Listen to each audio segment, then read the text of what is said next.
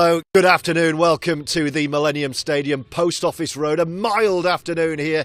We're dressed up in our warm jackets. We don't really need to be Kyle Amor today. It's a beautiful afternoon for Betfred Challenge Cup Rugby League. Three-time winners Featherstone Rovers against their championship rivals Halifax Panthers. And last time these sides met, only a few weeks ago, Kyle, Halifax weren't a million miles off. No, and look, we've seen over the recent weeks that Featherstone have been pushed close. Obviously, Bradford last week, I think it was 26-12 it finished. So, a lot of people will be, look, every time Featherstone gets named, a lot of people think it's going to be a convincing win for them. But, the results over the last couple of weeks have just shown that there is vulnerabilities there, and none more so today than that half-back partnership. They've got a couple of guys out, and they've got, some...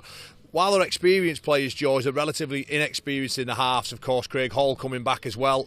How is he going to fare up after his injury? So there is some question marks over Featherstone today, but it's up to Halifax to exploit that. Featherstone have been relatively flawless in the Betfred Championship. No one's got really that near them. But let's just talk for a couple of seconds about that halfback pairing. They've got a legendary halfback in Sean Long taking charge this year. They've got another one in Leon Price, his right-hand man. And today they've got a makeshift halfback pairing. We'll confirm the teams in due course in the young Frenchman Thomas Lacan and a hooker by trade in Matty Wilde. Will Halifax perhaps look at that and think, we could have a go here? Well, look, it all boils down to, we all know across, any level of any game that if your forward pack can dominate and get on top of your opposition, well, even the best halfbacks in the world struggle to cope with that. So, with those relatively inexperienced halfbacks, but it's not only just the fact that they haven't played halfback or obviously the young French kid being the age that he is, it's the connection and combination that they have with the rest of the side, George. So, I think the big message today for Grix will be, let's go out there, front load our energy, and really don't give them an opportunity to get into the game. We're looking forward to this one, live and exclusive. Betfred Challenge Cup Rugby League here in Featherstone on the Sportsman. Kick-off and teams to come in just a few moments. Let's pause and hear next, though, from the two head coaches. Sean, great to see you. How has the week been ahead of a big tie in the third round of the Betfred Challenge Cup? Challenging. After a few bumps and bruises from last week, we've not had much time on the field due to the weather and stuff like that. And then we've had a couple of injuries after the game, so just getting a bit of cohesion with our halfbacks and our spine. So you'll see a few different players playing today, but we've worked hard and last couple of days, and we should be good to go. Yeah, the start to the season has been terrific for Featherstone, but the injuries just starting to rack up a little bit, albeit you're getting a few bodies back soon. New look halfback pairing today. Matty Wilde, a hooker in there, an exciting young Frenchman in Thomas Lacan. What can you tell us about that pairing? Yeah, obviously they've had a great pre-season. Obviously Wilde's an experienced, but he's going to jump in the house for us. I'm excited for Thomas. He's been sat behind 40 and Riley Dean learning all the time, so I'm excited for him, and he just needs to keep it simple. Keep it simple today. We know our strengths, what we're good at. We've just got to keep working hard for each other in defence as well. And, I think his attack will look after himself. As a player, you loved this iconic cup competition. What, if anything, have you said to your players about the magic of this? Yeah, I just mentioned it to the lads in the sheds there, and I said it's a one-off game, anything can happen. It's exciting. Challenge Cup's exciting, so, put your best foot forward, and like I say, don't try and go out there and win it in the first 20 minutes. It might take 60, 70, 80 minutes to win this game. It's going to be a tough game, tough battle, and we're playing semi-final footy. That's how we're taking it. And a final word on today's opponents, Halifax. You played them in the league just a few weeks ago. Scoreline was good for Featherstone, but the battle was tight. Very tight, yeah. We played them in round 2. Good team, well coached, good back five, good spine. So we're going to have our hands full. But our defence has been pretty good lately. That's what we're focused on, our D. But like I say, we'll see how it goes today.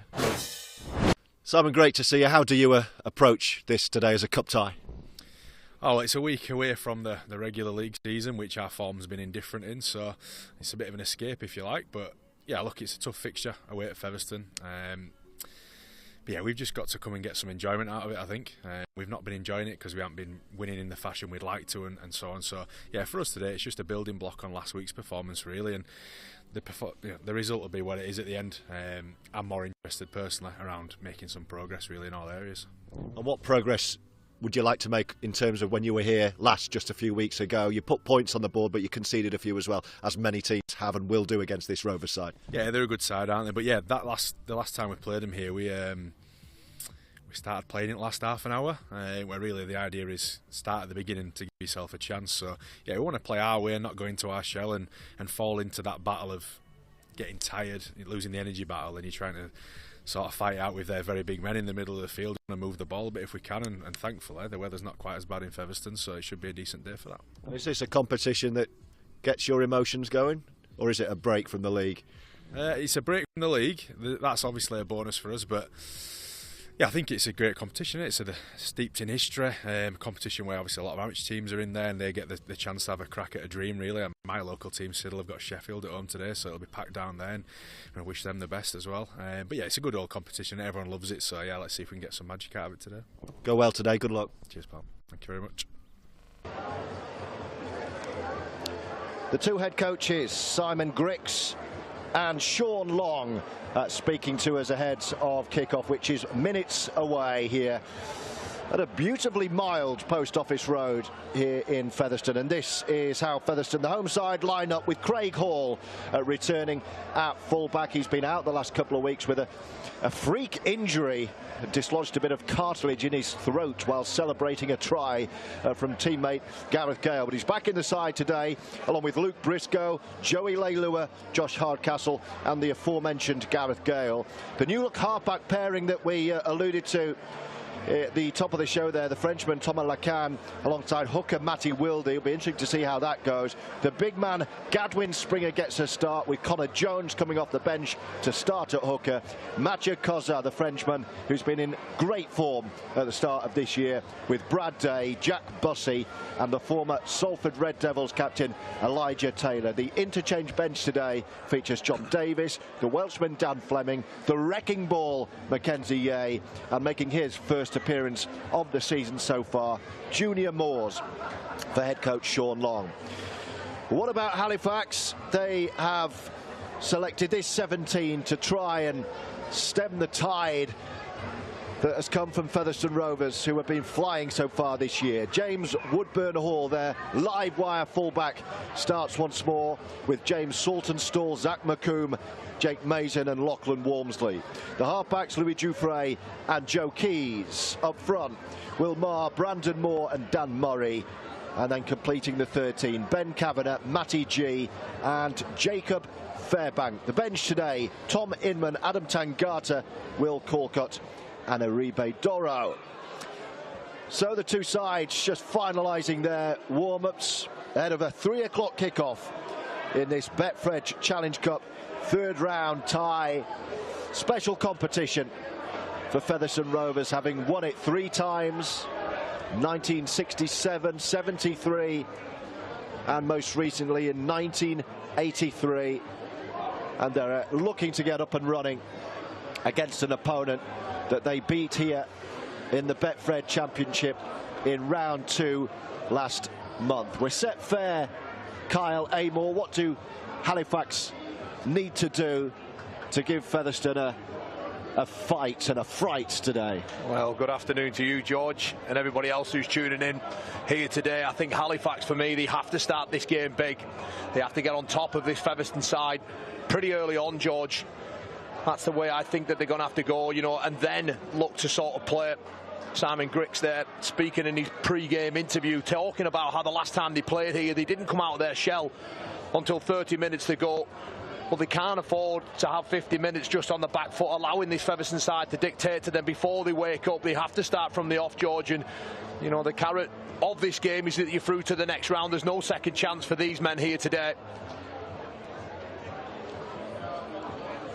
Well, Halifax, interestingly, will be in their home kit and Featherstone in their chain shirts. They've had, as we mentioned at the top, they've had to shuffle their pack a little bit and roll the dice, but just looking down the squad list here at Featherstone Rovers, this is a squad. It's kind of better than a lot of Super League squads at the moment in terms, Kyle Amor, of squad depth.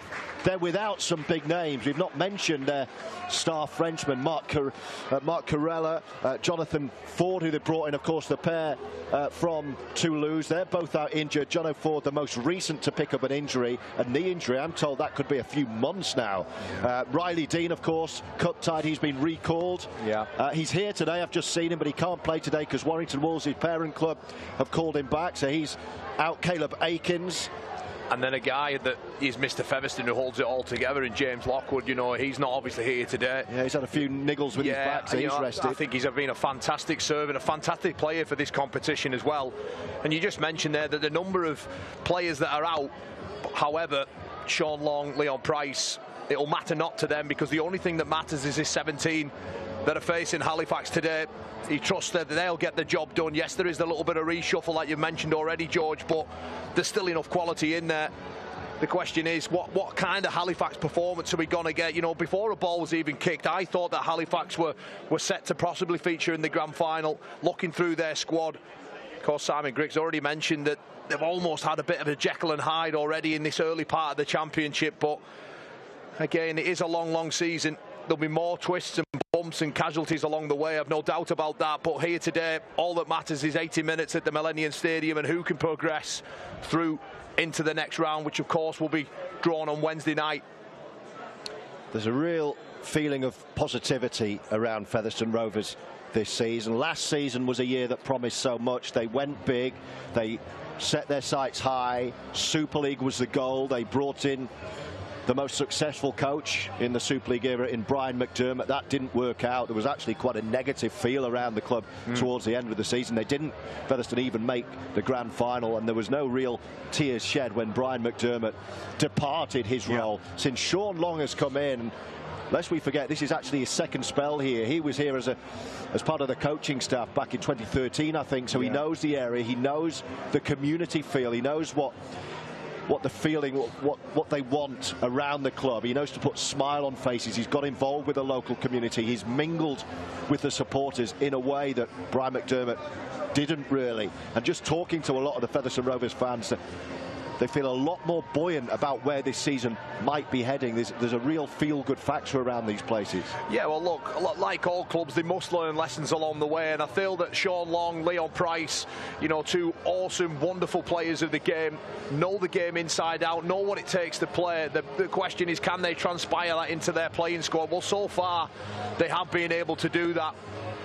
You know, they've got, like I say, you've got some fantastic young British coaches in there. And Featherstone Rovers, well, the goal is clear. Get to Super League. That's their goal.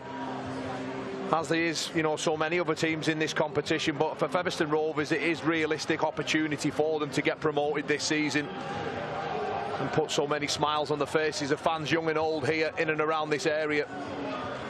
Well, today it's all about the sport's most iconic cup competition, the Betfred Challenge Cup, and here come the visitors in their traditional colours, the blue and white hoops, shorts and socks. The Panthers make their way out down the hill. They're going to be playing right to left first half as we look on, and they'll be fired up, I'm sure, and ready for a big start to let Rovers know that they are here to play today. They've got danger, they've got strike, this Halifax side, and they've got the experience, the recent experience too, of coming here and playing Featherstone at Post Office Road. Here come the home side in the absence of James Lockwood, led out today by Matty Wildy.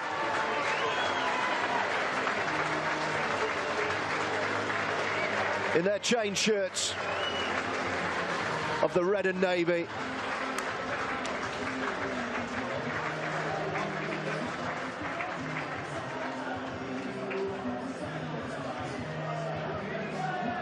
And it'll be Featherstone rolling down the hill at Post Office Road, left to right first half,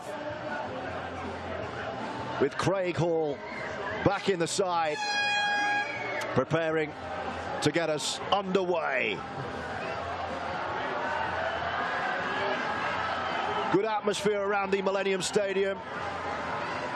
Liam Moore is our match referee. And here we go, third round of the Betfred Challenge Cup. An all-championship tie between Featherstone Rovers and Halifax Panthers, and Craig Hall gets us underway, swinging the right boot.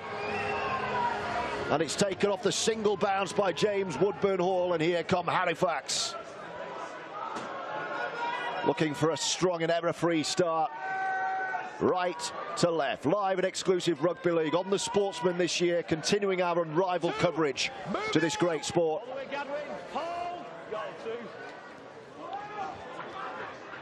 And here come the Panthers. Joey Leilua getting involved early with Elijah Taylor. Connor Jones helping out in the tackle. Brandon Moore is the Halifax hooker, buzzing around the ruck, the Panthers number 9. Up to the 40. Up the middle they come with Will Marr. Decent set up to halfway. Now what about the kick? Keys hangs back left side. Here he is. Change of direction and brings in his fullback, and Woodburn Hall goes long.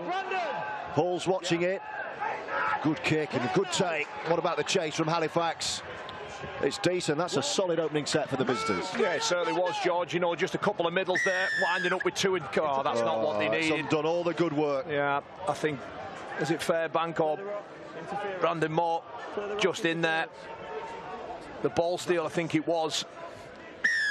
Just see Craig Hall going into contact there, and a little bit of a second effort. Oh, no. Well, perhaps on another day they might have got away with that. But it matters not now as Halifax look to aim up defensively and get bodies in front. You have to be good on players like Gadwin Springer. A little extra effort there from Moore just to try and slow the play of the ball down. Yeah, an absolute powerhouse. Springer played in the World Cup with France. And he's made a big impact since arriving here at Featherstone Rovers last year. Here's Joey Leilua finding his feet again. A delayed start to the season for Joey Leilua. He lost his mum at the start of the year, so he's granted compassionate leave to go back home. So still finding his fitness and his feet. And Featherstone, look where they are already off the back of that Halifax penalty. You just can't afford to do that against a side like Featherstone. The quality they have in their ranks, particularly in the middles, of, you know, the 2 back rowers and Elijah Taylor have been in fantastic form for Rovers in 2023. Last tackle with Connor Jones. Here is Lacan opting to run it. Hall's popped up, little grubber kick through, well read by James Woodburn Hall. And Halifax stand firm. First test of their defence, and James Woodburn Hall was up to it. Stand now! Hold me now. Hold here. Hold. And suddenly they're camped in their deep ends, Simon Griggs' side. Saltonstall giving his pack an early breather. 6 again there, Saltonstall. Tackle count wiped clean by Liam Moore. He has an ability, Saltonstall, of just when you think you've got hold of him, George, he's so strong and just switches out of a ruck. On that occasion, he just keeps fighting and wins his side of 6 again. He just goes in there. Look, there's 3 guys on him, and he's almost won the floor. In fact, he has. Markers aren't set. Brilliant work from the backfield. And this is good from Halifax. Fluid ball movement. Ben Kavanagh takes it on up towards halfway. Already up to where they finished the set last time with a tackle to spare here, and still they go with Dufresne running at Brad Day, back in the Rovers side this year after 12 months away at Newcastle. They come again with Fairbank. Yeah, ball playing already, Fairbank, catching the pass really wide off the ruck, George, introducing his other middles onto the ball too. It's the last. It's another test, this time for Briscoe, doesn't miss many of those. That's a really good set, George. If you think about where they started that set, 2 metres off their own line, and they're able to attack Briscoe now as he crossed the 20-metre. Hall tipping on. That's good carry, strong leg drive there. 2, move! Wildy gives it to Hardcastle, who's played 3 or 4 different positions this season so far. In at centre again today. Chris Hankinson still out injured. He's a points machine. He started the season brilliantly, but he's just cracked a bone in his back, which has sidelined him at the moment. Taylor takes it on. He's made a big impact since making the move here to Post Office Road 2. Last tackle, 20 away. Jones assesses his options, comes right to Lacan. What's he got? He's got a little Kick over the great top. take. Oh, plucked out of the air from Lachlan Walmsley. Yeah, super stuff there from the Australian. Just gets a big right hand onto that ball to deny that threat. But it's exactly carbon copy of the last set, George, exactly where they've turned it over. And there's 2 tackles gone. And they are struggling for meters. They're going to look to move the ball. Try and get them on the keep going if they can find a quick ruck. But it's a slow one. Good work once again from Featherstone. Goal 3. Moore and Dufresne. Halifax seeing a lot of the ball, not in the area of the pitch they would like, though. Goal 4. Yeah, good input, Rich. Dufresne again.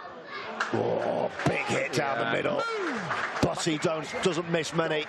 He's a real workhorse, isn't he, Bussey? So last tackle, look where they are. They've charged it down. It's going to be another 6, is it? Or is... Yes, it is. Yeah, 6 more. Boy, they needed that already, didn't they? Full set, only 18 metres gained. Terrific stuff from Featherstone. That's how you apply pressure. Choke teams. Saltonstall again takes a big shot from Gadwin Springer. I mean, he'll cop that all day. Gets a play of the ball. Got to be careful here, Halifax. They need to do some tough stuff through the middle. Wind up, go direct. Well, they're happy to fling the ball about. They've shown that early on as That's better. Wilmar takes it right up the middle. Last tackle. And again, they're in the football centre circle. You can see painted green. Keys gets the right-footed kick away. Easy for Hall, that. Just a couple of steps backwards, takes it on the full. Then says to Gareth Gale, have a run. Big leggy winger. Finally getting a run in the side this year, Gale. Just on that there. Featherstone front-loading all their energy, George. 2 sets they had, and they give away another penalty. And this is exactly how not to start a game away from home in a knockout competition. You've had 3 yardage sets to defend, and you've given away 2 penalties. Craig Hall will just nudge that ball. And Featherstone, well, in the blink of an eye, they're straight back into the field and the territory of the Halifax Panthers. Hardcastle.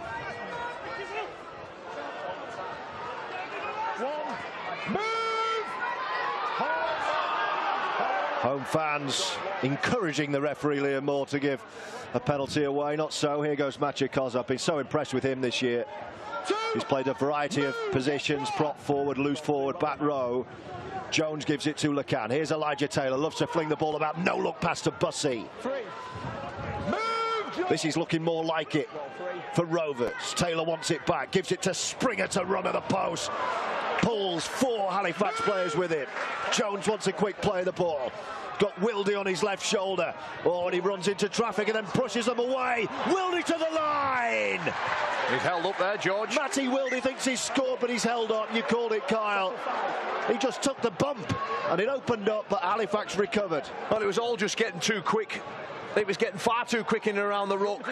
That carry earlier before with Gadwin Spring, he had a 15-metre run up straight into Brandon Moore, no line speed.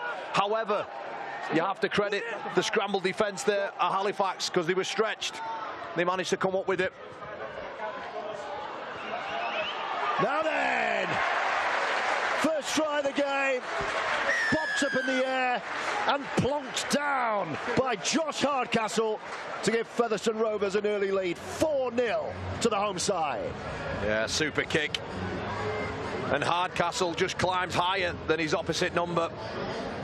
But I go back to what I said earlier, George, and it's the momentum that the forwards are laying of Featherstone Rovers. Just sheer hard carry. Elijah Taylor just stands his catching pass. And Gadwin Spring is just able just to dictate. Look, there's 4 men all over the floor, not set. And it gets held up. And then Lacan's kick, well, it's inch perfect. Super start for Featherstone. Yeah, I agree, mate. I agree. Well, Halifax have been inviting the pressure with those 2 penalties. And the dam had to break, and it did. Hardcastle, the beneficiary, off the high kick. And Hall now with the opportunity far side to give his side a 6-0 lead. It just shows the importance, George, of discipline, 1 minute, Craig. especially against the top sides. There's far too much quality in there. If you just keep inviting them to get out of their own end without exerting any energy whatsoever, well, you're going to be in trouble.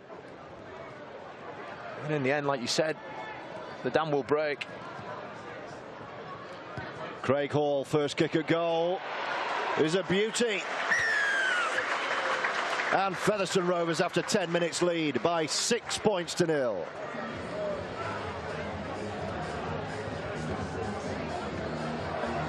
Gorgeous little kick.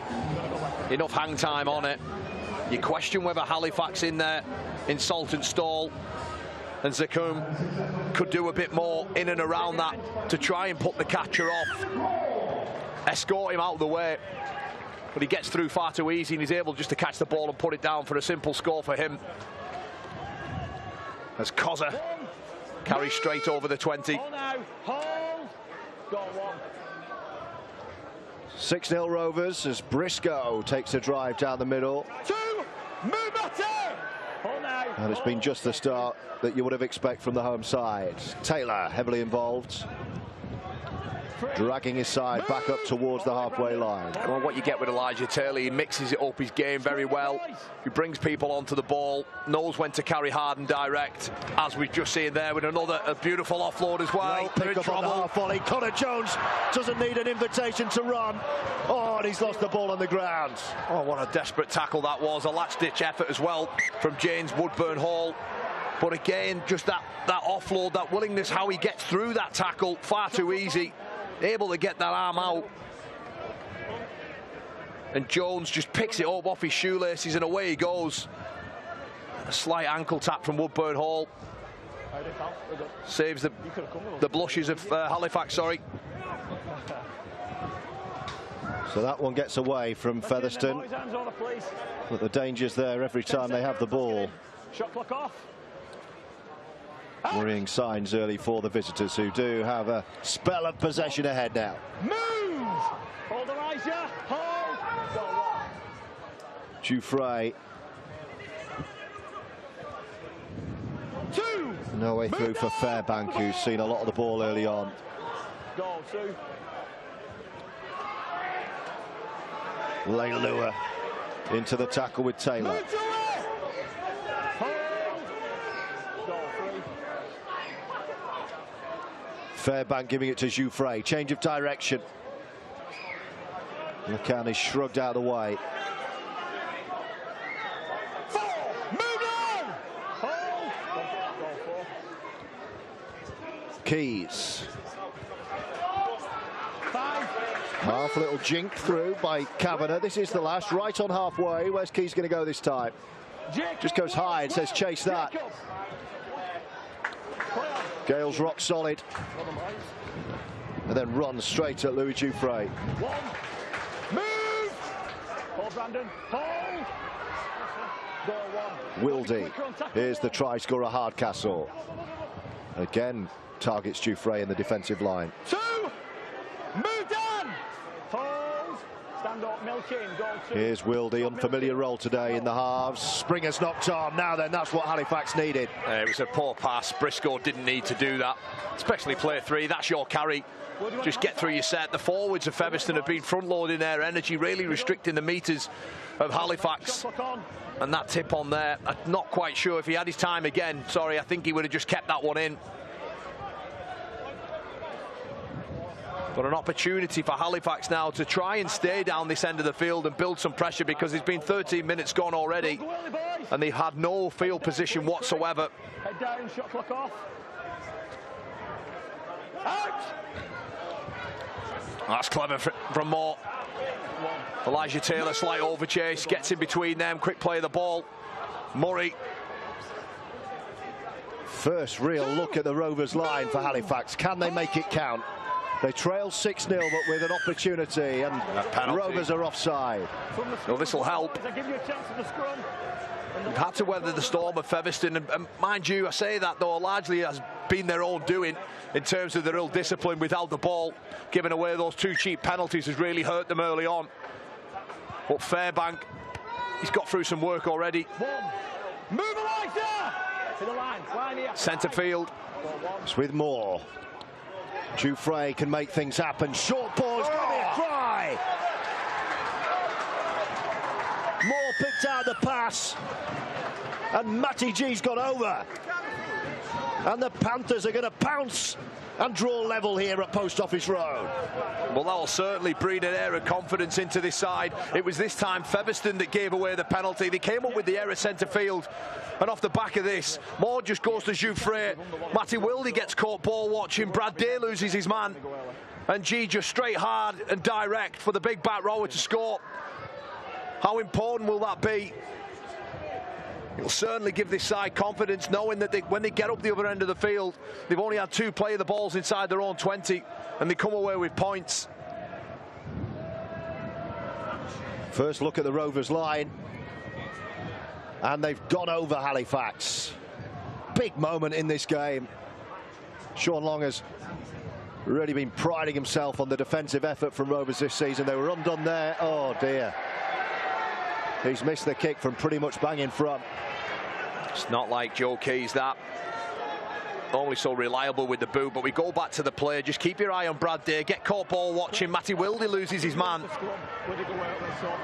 And when you carry straight, hard and direct and demand the ball, the space almost opens up for you itself. And with a little pirouette in there, it's able to put the ball down. 6-4, 15 gone. Stay behind. Hall restarts, finds the ground again. Bouncing all over the place until Jouffret takes it away. 1. Move! Hold this 10. Hold. Go, 1. Will that give Halifax a bit of belief now? You see there, Saltonstall spinning out to his front. He's questioning the linesman, asking about pass, a swinging arm or something, but you cannot dictate to officials. And Liam Moore doesn't like what's been said there. And that is an absolute criminal thing to do with ball in hand. You just scored points, get through your set. I'll go back to that word that I've mentioned already that's been the Achilles heel for the guys in blue and white, and it's discipline. And I'm not too sure, George, that they're resilient enough, Halifax, off the evidence that I've seen of 2023, to see this set out. Well, Jones and Wildy are lurking. Lacan on the right shoulder. Bossy takes it on. Leilua was lurking. It's with Thomas Lacan. Elijah Taylor throws the dummy and just sets off towards the post.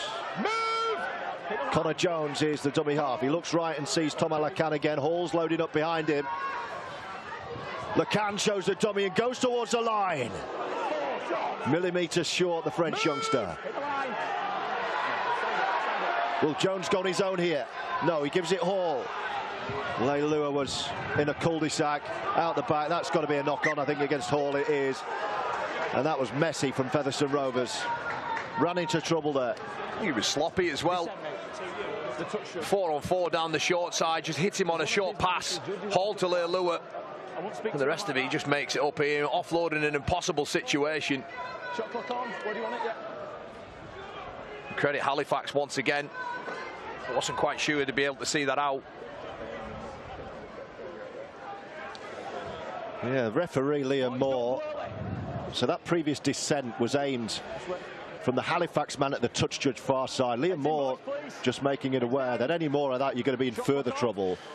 Well, you get taught that part of the game right from an early age. We pride ourselves on those values of respecting referees and officials. That includes the touch judges as well. But this is better. First 2 carries. Just straight over the 30-metre line. That man again, Saltonstall. Jouffret in the lime green boots.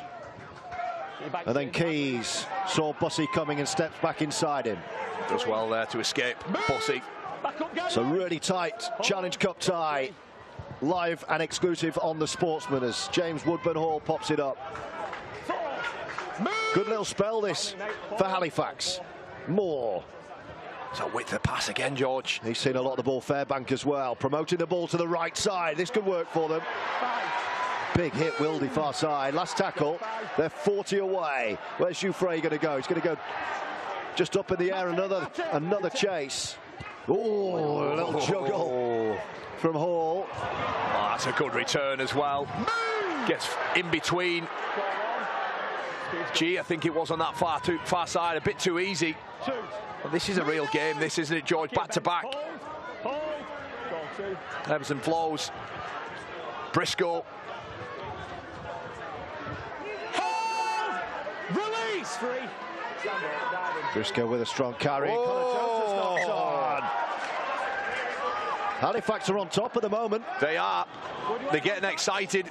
You can see there the body language now is a lot different. They're all in there high-fiving each other. Connor Jones, you know, he's been a fantastic player. One of those players, I think, in the Championship that could certainly step up to Super League if given the opportunity. On that occasion, just drops his lollies. There we go. Let's get in them, boys. Come on. Won't catch you dropping your lollies. Midway point of the first half. Hope you're enjoying this at home. Here we go. Down the wing goes Walmsley. All the way through goes Walmsley. And Halifax hit the front. The Panthers pounce again. And Rovers are reeling.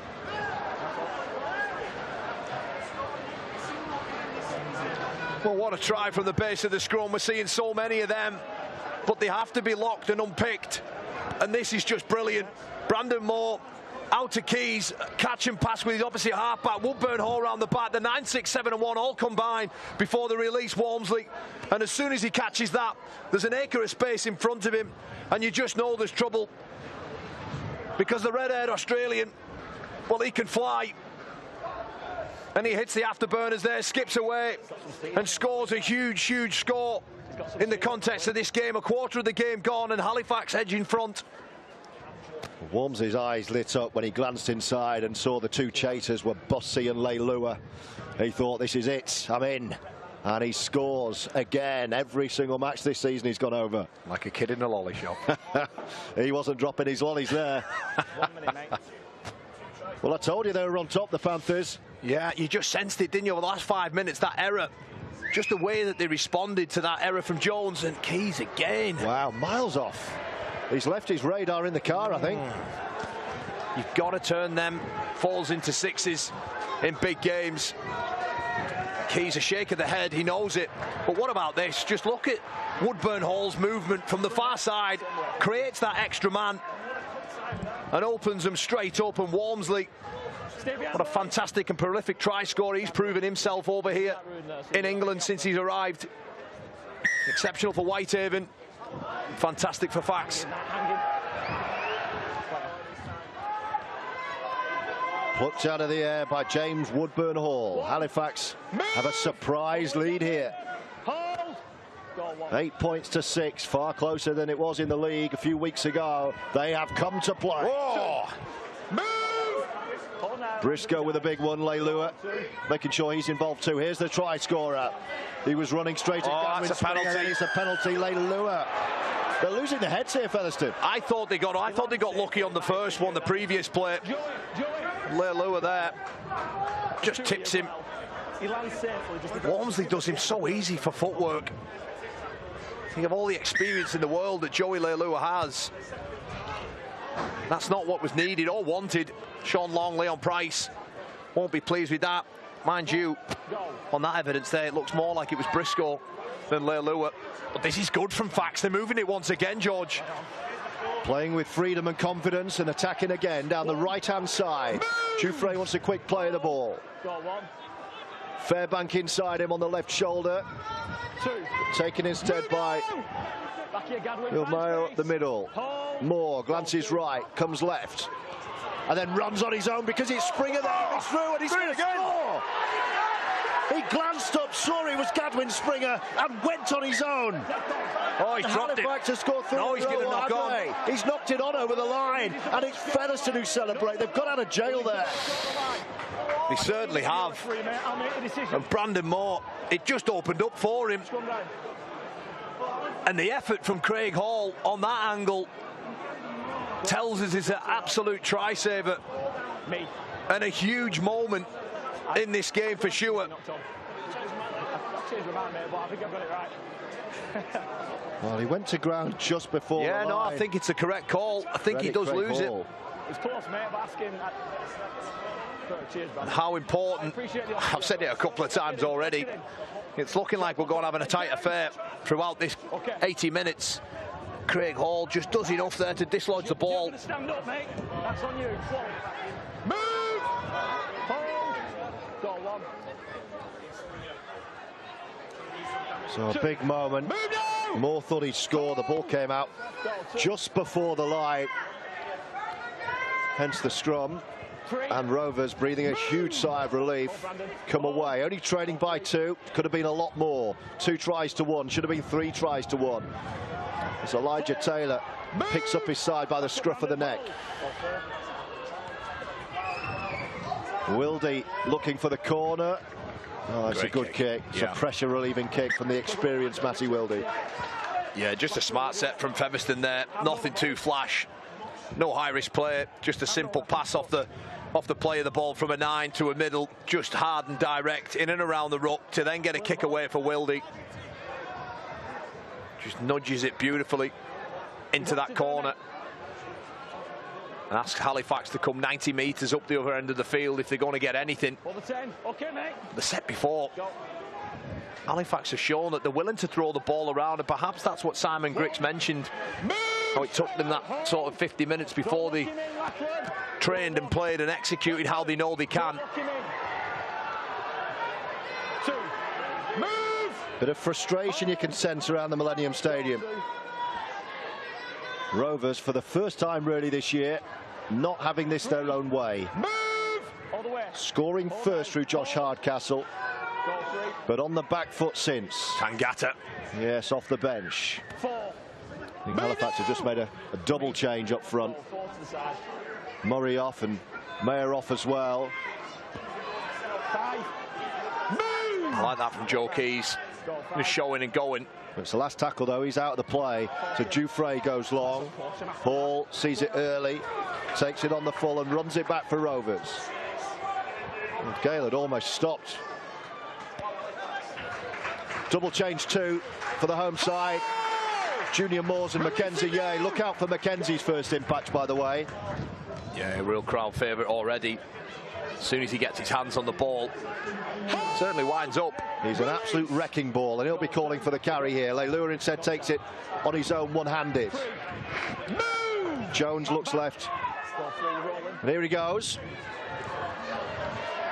Loves an offload as well. Yeah, good work there from Colcott at marker.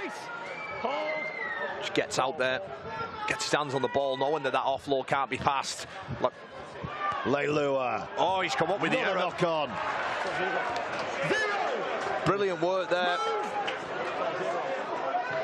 I think it was it Maher? No, he's just gone off. Halifax on top at the moment. How can they manage this period of the game? Saltonstall with a carry. Moore the hooker. Orchestrating again. Tangata on his right shoulder. Runs at Koza, and then Mackenzie Yeh completing the tackle. Over halfway already. Keys. Dufresne's gone behind him, here he is. Well, Leilua was going for the intercept there. Flew out of the line. Fairbank, and then Will Colcott off the bench. Last tackle. Keys. Asks Walmsley to challenge Briscoe. Takes it and then brings it away. Wants a penalty. He's going to get one. Well, yeah. And that's a huge area for Simon Grix and his side to address at half-time. The chase from Walmsley was good, but he doesn't quite get hold of his man. Briscoe gets away. And it was Mazin, I think, who misses the second attempt. Kavanagh just catches him round the head. It is a penalty. Jeez, there's some big bodies out there now, isn't there? Tangata, this man carrying the ball, Yeh. Junior Moores. Colcott. 6 again, 2-4. Expect some big contacts. 6 again called. Junior Moores. First rugby of the season for Moores.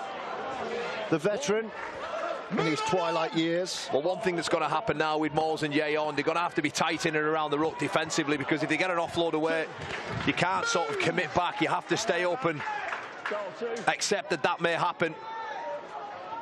Moores to Wildy, Hall behind him. Still going Craig Hall and throws it behind everyone. Rescued by Hardcastle. He was stretched on that far side. Brad Day at dummy half with Wildy. Kozar sets up 20 away. Rovers need a response. This has been excellent from Halifax. Jones gives it to Moores. He loves an offload too. Lacan thinks better and just takes the tackle. It's the last though. Good work, Keys there. It's all to the left for Connor Jones. What's Wildy going to do? Will he grub her? Yes, left foot.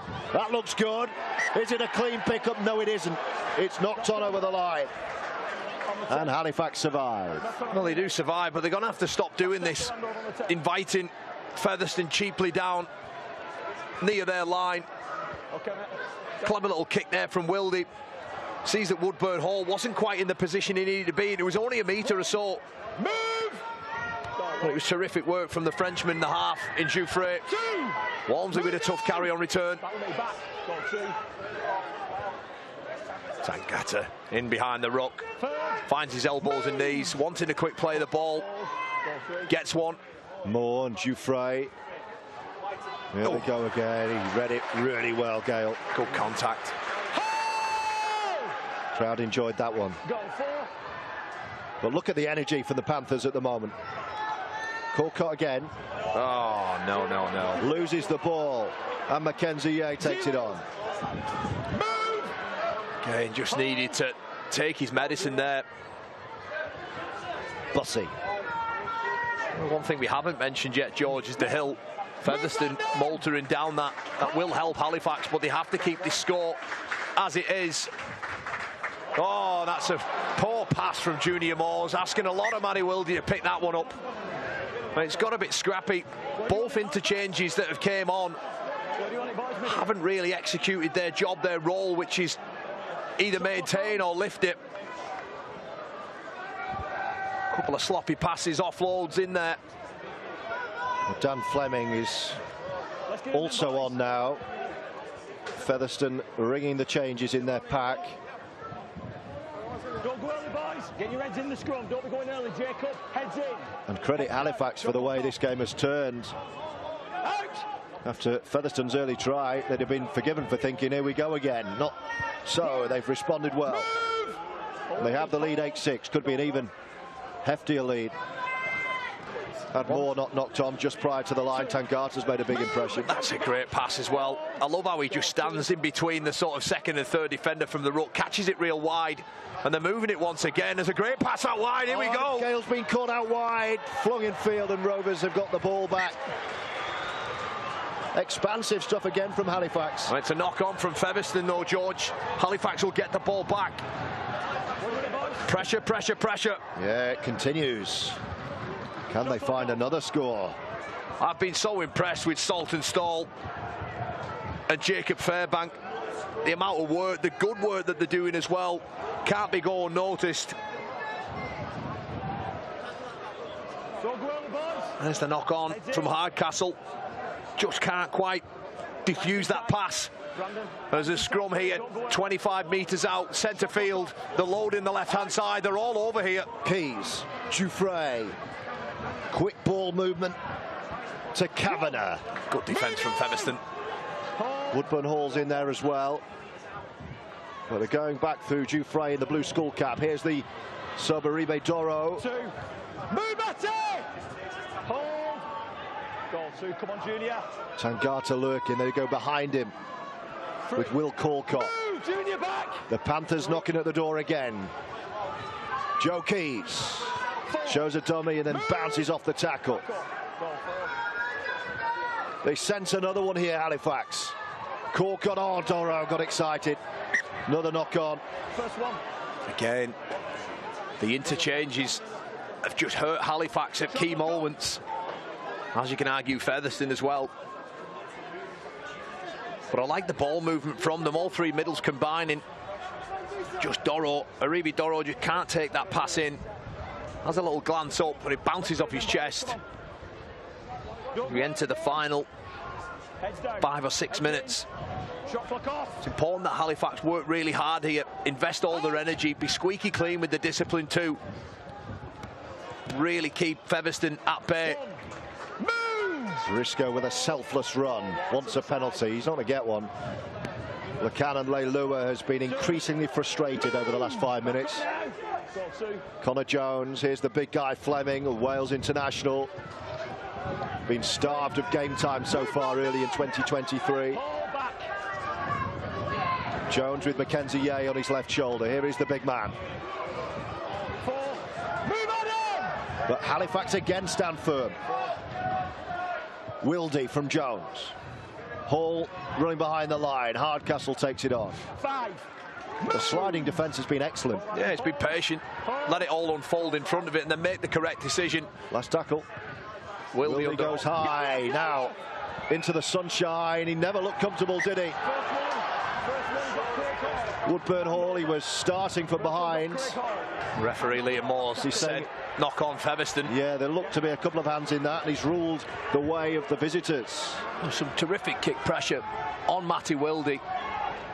And sometimes, George, it's those tiny little details there that when you rush that half, and you're talking a fraction of a second, he's not able to quite put it where he wants it. Featherstone are able to defuse that catch. Doro now looking for a solid carry. Gets one, but he's met by two big boppers there.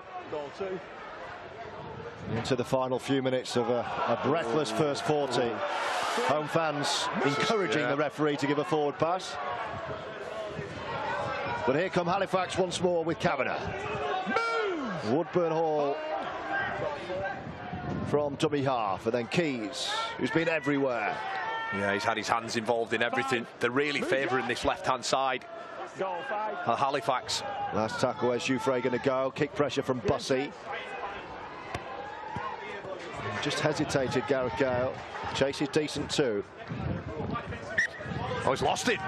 He's lost it, George. Unforced error. Well, Featherstone at the moment have came up with a number of errors inside this last 15 minutes or so. Aribi Doro, Moore and G all in that tackle, and Gale just spills the ball 25 metres out. A huge moment, a huge opportunity for them. The split either side. Oh, has that been knocked on? Well, the referee's gone back for a penalty anyway. I think they'll take the two here. Why wouldn't you? Well, will they keep rolling on? Couple of minutes to go, first half. Well, I suppose if they take the two, it's not really going to... It's just going to nudge them further ahead. I perhaps would have thought taking the two, see the game out.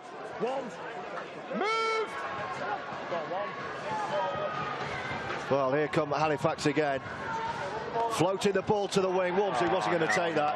Yeah, that's just not what they need. It's an absolute waste. Just getting a bit excited. Hand over into touch. Hand over, mate, yeah. Ball goes into touch. Ball goes into touch. Well, Sean Long's half-time team talk's going to be interesting. And look, let's pay Halifax some credit here as well, George. Absolutely right. I did give him the option, mate, so... They've turned the screw on Rovers and forced the errors. Most errors they made in a half, the Betfred Championship League leaders, but you're right, credit Halifax for that, for the intensity they brought today to Post Office Road. Certainly makes it interesting for the next 40. Yeah, don't go anywhere. Second half on the way, live and exclusive here on The Sportsman. And at the moment, we've got a Challenge Cup shot. Pushing forward, ball through. Wildy, Mackenzie Yeh picks out Doro and runs straight at him. Two more tackles to go. Jones, Moores, Lacan, and then Bussey. 5. Move! Hold. Goal 5 now. Right. Hall gets one away. Nicely taken by Saltonstall. Surrender! Stand! 1. Wait. Goal 1. Two. Move! Back up. Roll two. Play on to the side. We're good there, Marcus. Good. Burn Hall. Three. Move! Bounces through a few tackles. It's tackle 3 here. There's an error there again. No, Messi get away with is that happy one. with it. Liam Moore. Surrender! From a Leeds University student, James Woodburn Hall. And there's the half-time hooter, so this is the last play. Walmsley, is there another one for Halifax? Scrambling Rovers defence. You get a penalty away as well, Liam Moore. They're going to have one last pop at goal. I think he thinks that Walmsley, Craig Hall tackles Walmsley without the ball. Either that or a high tackle, I'm not quite sure what it is. What do you do, mate? Just catch your chest. The only thing I can imagine is that it is down this left-hand side of the field and it is on Walmsley. You don't even have to tackle. That's stupid. No, mate, that's the decision. It is a long way out. It's a very difficult kick. Yeah. Well, judging by his first 2 efforts today, this is the toughest of the 3, but it's a free shot, really. The hooter had sounded. Yeah. So an opportunity. A change of goal kicker, actually. It's going to be Jouffre. Liam Moore Just 38 level, mate, please. brings that penalty back 20 metres further down the field. So it's something that happened in back play.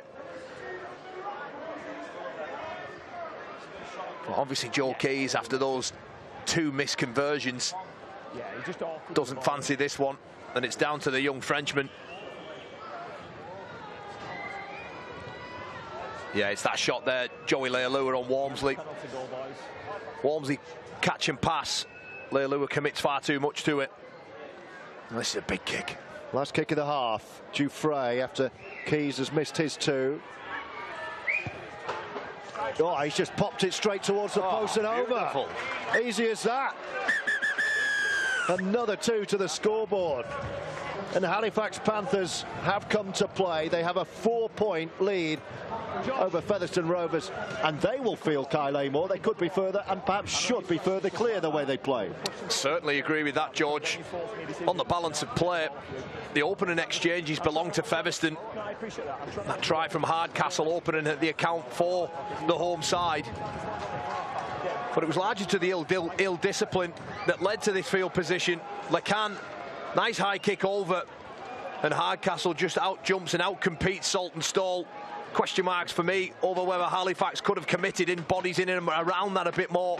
But they hit back. Jouffre, short pass. Beautiful pass as well for Matty G to slide over and breathe a little bit of life, because, like we mentioned, it was all Featherstone at this point. It was the first real opportunity, but this was the try of the half for me. 9, 6, 7 and 1 all combined from the scrum. They switch around from right to left and just release Walmsley, create that extra man so well. Walmsley with the pace that he's shown all his career to skip away and score. And then this was a huge moment. Brandon Moore at the base of the scrum gets past Cozza.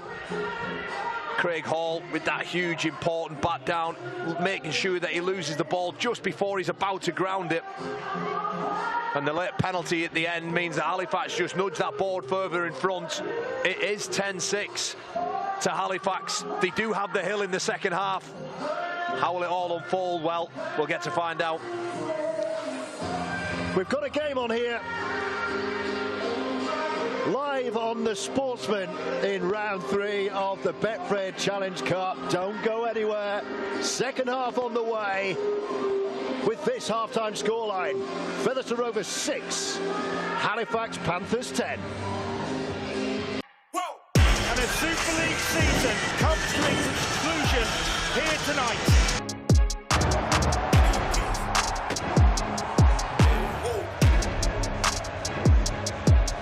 It is 4 in a row.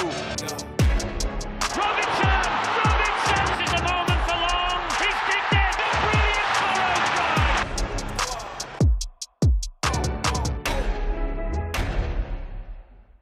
You know, I love International Women's Day because it just gives us all a chance to reflect on all the great things that have happened and highlight some of the ways in which we can improve. And you know, for us and for me, the game's got to a point which I never even imagined it could possibly get to. I think the growth we've seen in the last 4 or 5 years is probably more than we'd seen in the 20, 25 years prior to that. When we look at the number of girls playing, the number of women playing the game, we've got such a stable structure now. We've got tiered systems. We announced recently that there's going to be a tiered national pyramid for the women's competition, where we'll have competitions in the Midlands, in the North, in the South. Obviously, Women's Super League being that top-level competition that they all feed into. Carried in with the tackle. Here is Beth Stott now. Short ball for Cunningham. And Jodie Cunningham strikes inside 3 minutes for the champions. How amazing is that all across the country women can play in all these exciting leagues and teams and find a way to get to the very top and compete against the best, and that's only going to help us as well driving towards that professionalism. And I genuinely believe the Women's Super League is the biggest difference that's been made in the women's game. That's caused this massive uplift in people wanting to be part of it in all different ways, but particularly the young girls trying the sport for the first time. We're at record numbers in terms of participation of girls playing, but also teams and clubs who have now got women's and girls teams, which is only positive. We're going up year on year. Even with COVID and missing a full year of playing, we still increased on the following year. So, you know, the women's side, I might be biased, but that's the point at which I think is the, you know, one of the biggest growth areas of our sport and something we can be really proud of. So yeah, great time to celebrate all the good work that's been done, and lots more to go. But I think this year will be really exciting. Hopefully we'll see that real inspiration that has happened off the back of the World Cup, of lots of young girls saying, you know what, I want to be part of that, and they go down to their local team, and you know, we'll see the next England stars in the making. Incredibly proud of my time in the sport. The sport means a great deal to me. It's given me everything I've got, probably more so the friendships and memories that I've got. So to see the shirt behind represent 3 things that I love dearly: the sport rugby league, international rugby league in England, the MND community, and of course Rob Burrow. You combine those 3 and it's very, very powerful, and delighted to see the shirt. It's designed on an England shirt going back to about 2012. Obviously it was red and white, but with the MND colours on it now, that same design, and it's really fitting and special. You know, Rob is celebrated in this way, the impact and how great it was an England shirt. Because here comes Ellis, and Burrow is the flying machine just to his left. Off he goes, scooting away. For rugby league to get behind it and sharing it, I think is incredible. And those guys who get to wear the shirt will feel 10 feet tall having worn it, and there's some irony in that because Rob was only 5'4", but he's been a giant and continues to inspire everybody, and I'm sure the guys who get the chance to wear it will be absolutely inspired. Please keep supporting the MND community, and of course our good friend Rob Burrow. You're all making a massive difference, and you're helping provide hope to a community that really need us.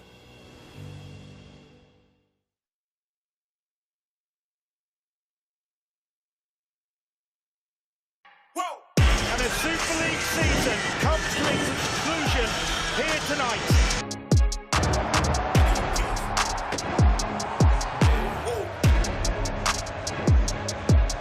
It is 4 in a row. Robinson is a moment for long. He's kicked it. A brilliant Burrow try.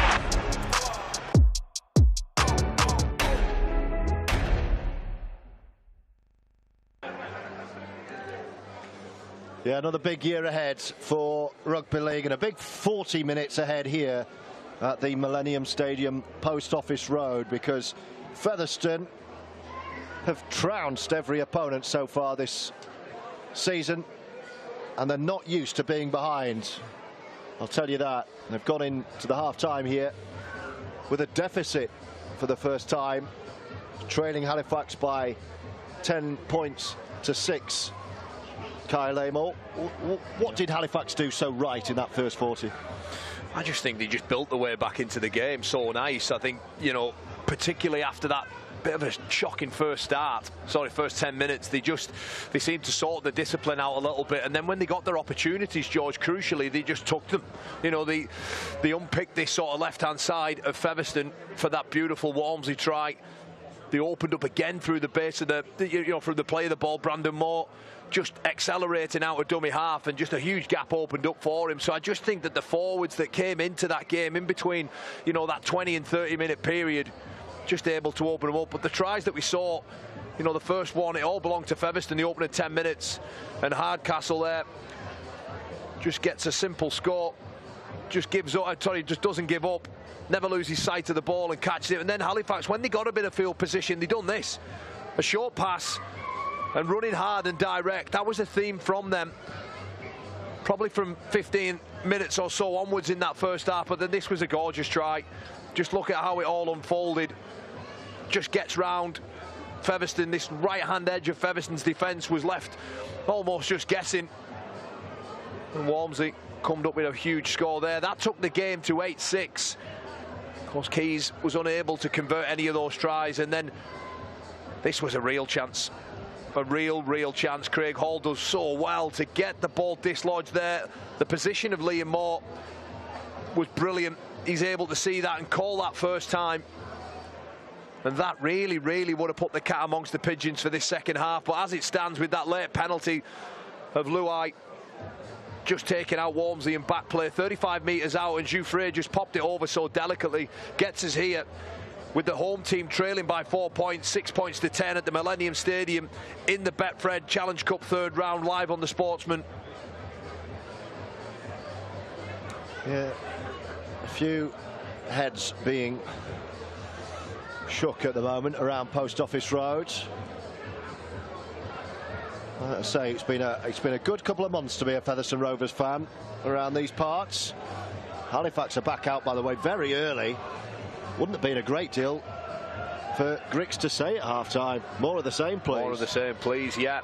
Sort out your disciplines, the key one for me, because that's the only way, sorry, I'll put my teeth back in, the only way that Featherstone kind of dictated any field position. I believe that Halifax have played the better rugby. They've moved the ball much better than what Featherstone have and challenged them.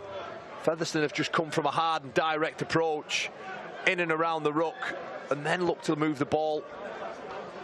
Halifax, they've shown they're not afraid to throw that pass, move that ball anywhere from their own try line right down to the other end of the field, and it's paying dividends for them at the moment. They've got the hill behind them, which is huge here. Well, Halifax are ready to go. They've got no one to play against at the moment. Sean Long, I'm sure, with plenty to say to his troops at half-time. It's a slender margin, of course, only 4 points, but Rovers will need to cut out the errors as Matty Wilde brings his side back out. It's the most important 40 minutes of Featherstone Rovers season. You mentioned there is no second chance here in the third round. Once you're out, that's it, you're gone. The 1895 Cup as well, that goes out the window too. Of course, Rovers went all the way to the final against Lee in that at the Tottenham Hotspur Stadium last year. And they'll want that again.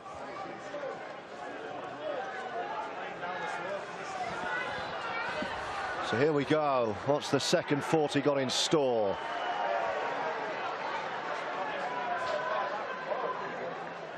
We might need a referee, by the way. Might need a ball as well. We've got neither at the moment.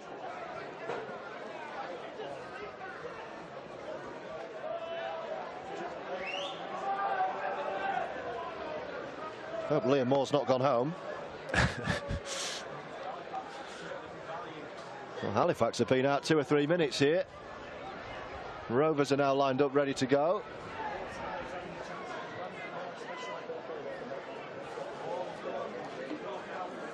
We had one, of course, in this competition that restarted the second half without a referee.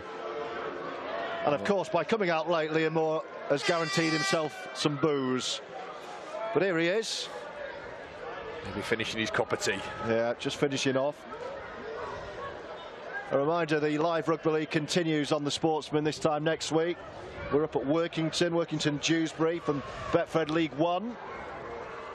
Right here, we've got a place in round 4 of the Betfred Challenge Cup at stake. At the moment, Halifax poised to take it.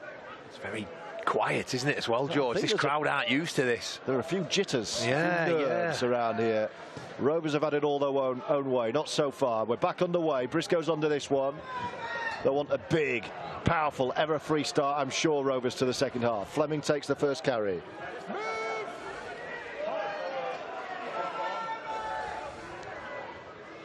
Briscoe.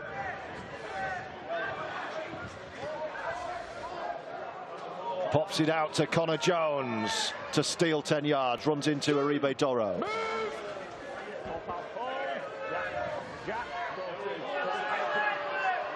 Moores.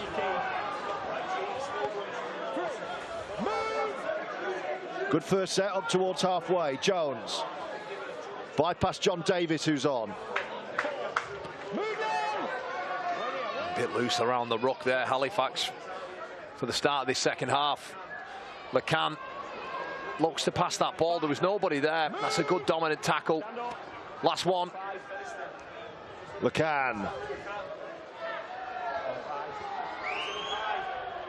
Oh, and it went well. He was there. Was Briscoe. Oh, and he completes a great tackle. That was an important tackle from Briscoe. But it is a knock-on from Featherstone. Going back to that kick. And Liam Moore just signals that it's a penalty, a turnover. 10 metres in and 10 metres out from the line. Briscoe knocks that ball forward on. Lachlan Walmsley does well there to escape the clutches of Leilua.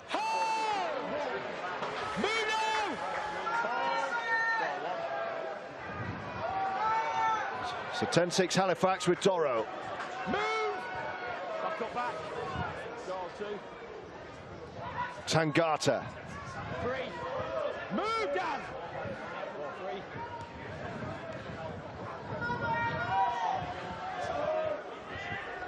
Just some nice easy meters there, George, through Tangata and Walcott, targeting Junior Moores, leaves him on the floor.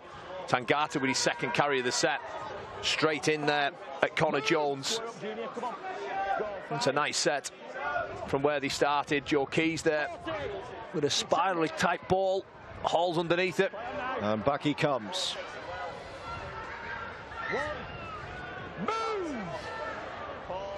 Lacan puts it down and goes on his own. There's a Halifax man injured in back play. Is the referee Liam Moore going to carry on here? He's happy to. Leilua runs at Tangata. Hall looking to get involved. Bit more energy start of the second half from Featherstone. Wildy got Gale outside him, shows a dummy and runs into traffic.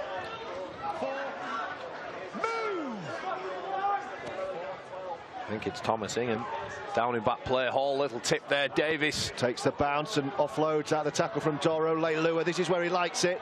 Oh, and well, that's his trademark. It's the handoff and the offload. It was actually a Halifax hand in there. Yeah, it was Walmsley's left hand that dislodged that little flick pass there from Leilua. It's opened up through Briscoe. Scrambling Halifax defence. Here come Rovers, start the second half, and they've lost the ball. But they're going to get a penalty. Well, there's some worrying signs for Halifax already. A little bit loose in and around the ruck, not being able to deal with bits of skill, bits of play. And then at the end there, it just opened up for Briscoe in and behind the ruck. And it's just a pull, isn't it, from Woodburn Hall?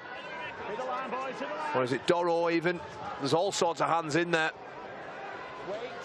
But it's 6 more. And this was their issue in the first half, inviting Featherstone Rovers into this part of the field. Jones.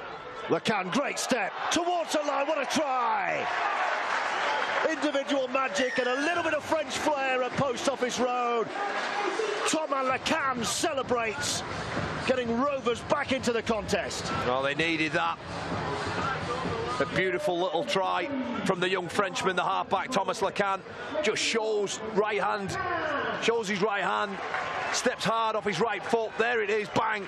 Kavanagh can't deal with it. Tangata in across. Joe Keys there left in, clutching at air. Just all unfolded in the blink of an eye. And Sean Long will be delighted with that, as will Leon Price. Beautiful finish. Just what Featherstone needed at the start of this second half. He's had to be patient, Thomas Lacan, waiting for his chance. Riley Dean recalled to Warrington, and therefore not involved in this competition. Jono Ford out injured again, a knee injury that's going to keep him out for a while. So Lacan has got his chance, and with tries like that he will take his chance. 10-10 plus this from Craig Hall.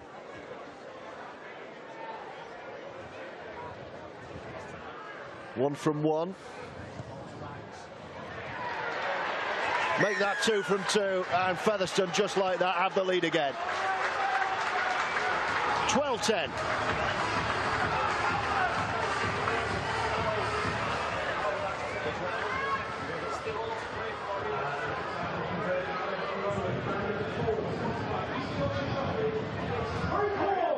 Well, there's another man down in back play. Running repairs. I think it's Ingham again. Needs to get in the line.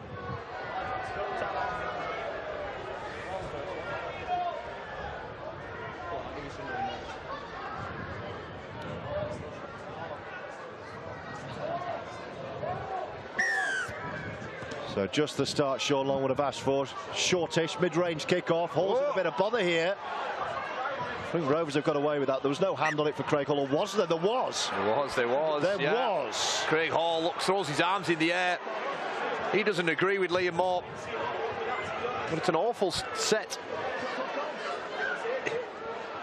Just watching that unfold. Oh, it's very difficult. You can almost argue a case there for Craig Hall. The Featherstone's crowd chanting cheat at Liam Moore. Don't think that's quite right. Frustration from the home fans. Yeah. But will this game twist and turn once more, George?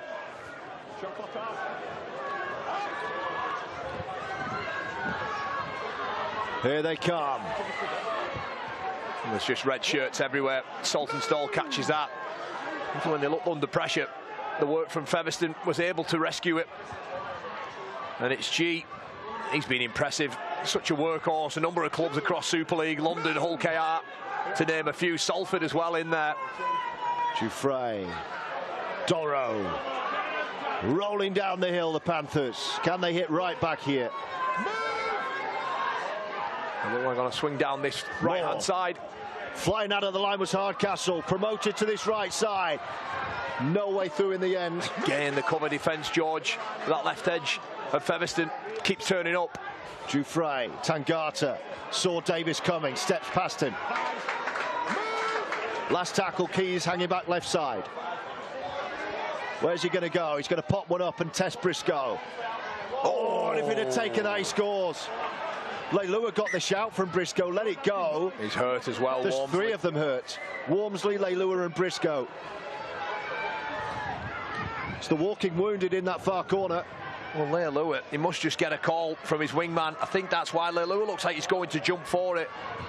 Briscoe confident enough that he was going to get it, but Walmsley on that occasion beats him to it, but drops the ball as Davis straightens up and does so well. Wins a penalty. Oh, no, he doesn't. Well, Liam Moore suggesting that when Ben Davis bumps off his first man, he runs in behind one of his own players and creates an obstruction for the Halifax middle unit defence. We see there, gets rid of Colcott, G and Tangata. They can't get on to that next job. Their next job is to go and put pressure on, but because there's the body in the way, it is a penalty. And at 12-10, right in front of the posts, you imagine Dufresne will elect just to nudge the board over and bring this game all level. Scratching his head there, John Davis. He thought that was a strong carry. Then he heard the shrill of Liam Moore's whistle. So instead, he's standing under his post, about to watch the ball fly over for 12-12. Well, just for our viewers, if Dan Fleming had committed to the run and went right through the line, then it would have been play on. But because he stands still, Davis then has to give himself up, find the floor, do a voluntary tackle. Because he carries on working, 12-12. right, it is a penalty.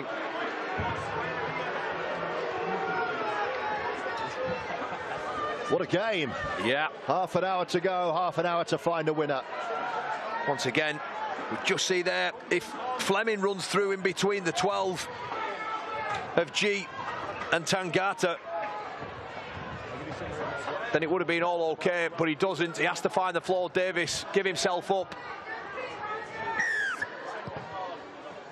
Who's going to have the most composure out of these two sides as we enter into the final half hour? Doro winds up and does so well. Still going. And does really well. Jouffret. Fleming in the tackle with Matty Wilde. It's the longest stint that Matty Wilde's played this season. They're playing with two hookers today, Featherstone. It's normally Wilde for half an hour, and then Connor Jones off the bench. Forced into a reshuffle, and Wilde in the halves. Jones slightly high. Referee happy enough with it. Colcott, Tangata, the big men playing between the two of them. Yeah, lovely soft hands there. That little tip, it may not look a lot, but Tangata's able just to get another 10 metres of land. So for Jouffret to get this kick away. Oh, and, well, I think Fleming went in late. I think he just slipped. Here comes Briscoe. Oh, he's knocked it on. It was stripped out by Doro, and it's play on. Can they capitalise here? Just need to calm down here, both sides. It's got a bit scrappy once again. Briscoe there with a huge error from backfield. Doro.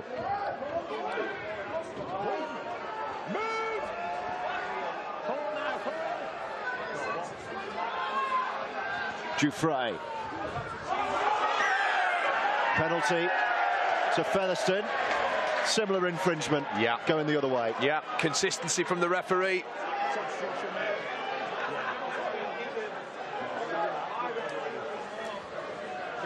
But this error from Briscoe, Doro's hand there, he's got to hold the ball better than that.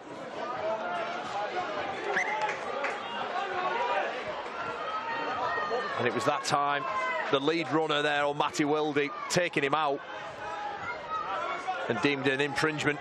So it's Featherstone now who look to get over the halfway line, but are driven 10 yards back by 3 shirts from Jouffret and G. Radday runs at McComb. 12-12.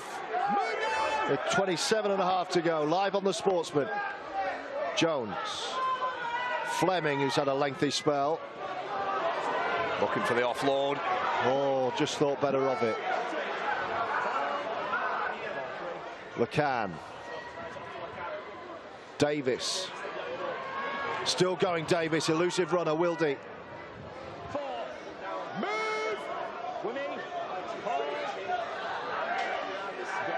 Jones. Craig Hall. Kicks early. It's going to run too deep. Yeah, too much on it. Too much on it. They just watched that go over. It'll be a 20-metre restart for Halifax. I think Featherstone have exposed something in. I've just noticed over the last couple of minutes that little drop-off play, testing back in and around the ruck has paid joy for them. There's a big shot. Davis on a half chance before. Matty Wilde dipping in on Jouffret. This is a proper cup tie, this, George. Key moments these, key period in the game.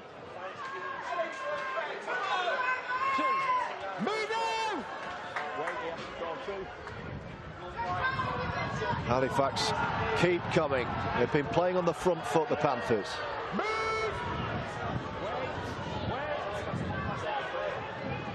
Tangata shouts for it, juggles it. Goes behind Doro, then the flat ball. Halifax 40 away. That's Tom Inman off the bench, and then Doro.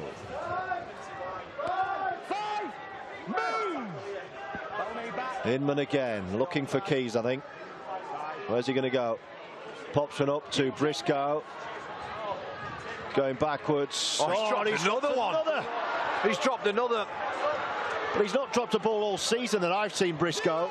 Well, he's come up with 3 bad errors today. 1, the first pass to Gadwin Springer, and 2 out of backfield. And it's Halifax now. He's put his side under real pressure again at the bottom of the hill here at Post Office Road. Halifax knocking at the door. Tangata right side. William! Inman on his own. Spots a massive gap in the Rovers' defence and makes them pay under the sticks. And the Panthers pounce again to lead 16-12 with a kick to come. Well, it was that error, wasn't it? Off Briscoe, over on that far side of the field. Lachlan Walmsley first to react and get on the ball. The play later, Walcott, he just fights, shows sheer determination, will and want to play the ball quick. The high kick off Keys, and it's Walmsley's right arm that just takes a snatch at that ball. Everybody else stops, Walmsley plays on, Walcott there creates a scruffy ruck, and Tom Ingham just sees an acre of space there to the right-hand side of the play of the ball. Davis and Cozza can't react. They don't react, in fact. And Ingham puts the ball down to give what will certainly be a 6-point lead here as Jouffret won't have an easier kick than that this afternoon. Tong Ingham, former Warrington Wolves player, comes up with a huge score.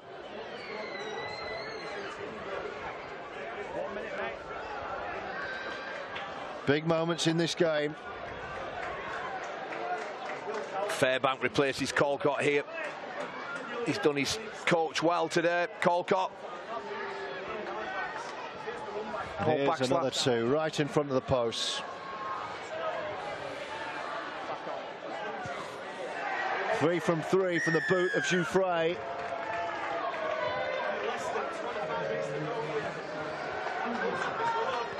And it's an 18-12. Well, Tong Ingham there. He must be wearing his lucky shorts because he just sees an acre of space and takes it.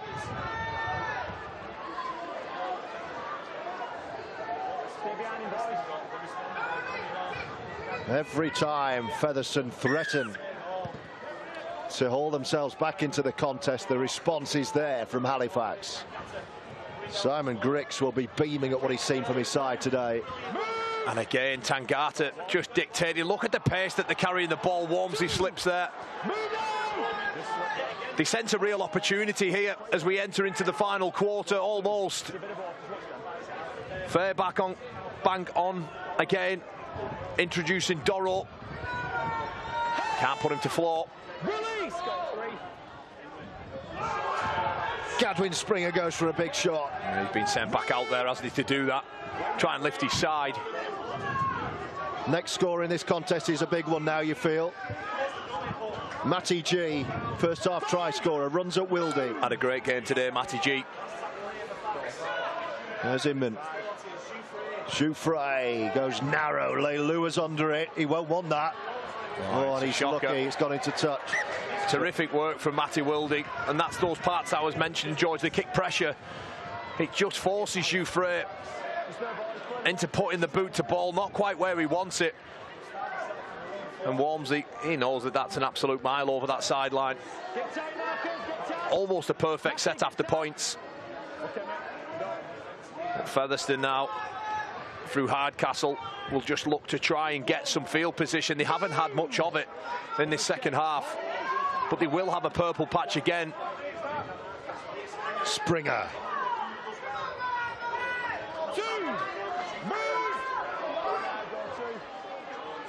Mathieu Cozza. Jones has a look around to assess his options, approaching the midway point of the second half here as Craig Hall has a run.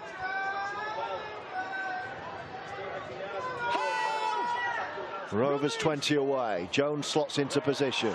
Cozza waiting, first receiver left side. Jones scampers away on his own. Attacking the post, last tackle. Good tackle there from Ingham.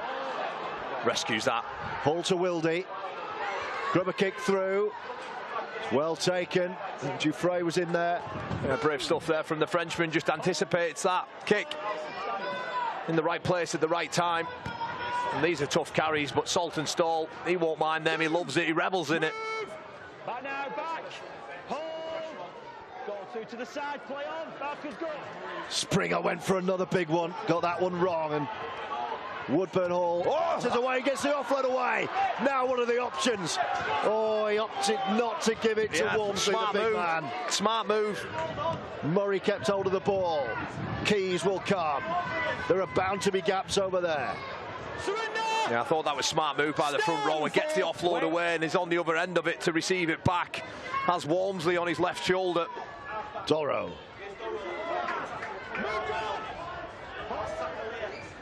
Last tackle on the 40. There's Jouffre going. Gales under this one. And Featherstone this time do take the kick. Brilliant take there. And Zakoum straight all over him. Wildy and Hardcastle. What have Featherstone got left here? This is a position that they're not used to being in. They've never been behind at this point in a game this season. And it's going to test them. Absolutely, the penalty's given away. Great fight there from Gale. But that's a bad error. That's a bad error from Fairbank. I've been praising him all afternoon. He's been really good. But just let go. Are they able to defend this next set of 6? I do think Featherstone will have a period back in this second half. They had one early on. They were able to score a try far too easy. 2 balls on the pitch at the moment.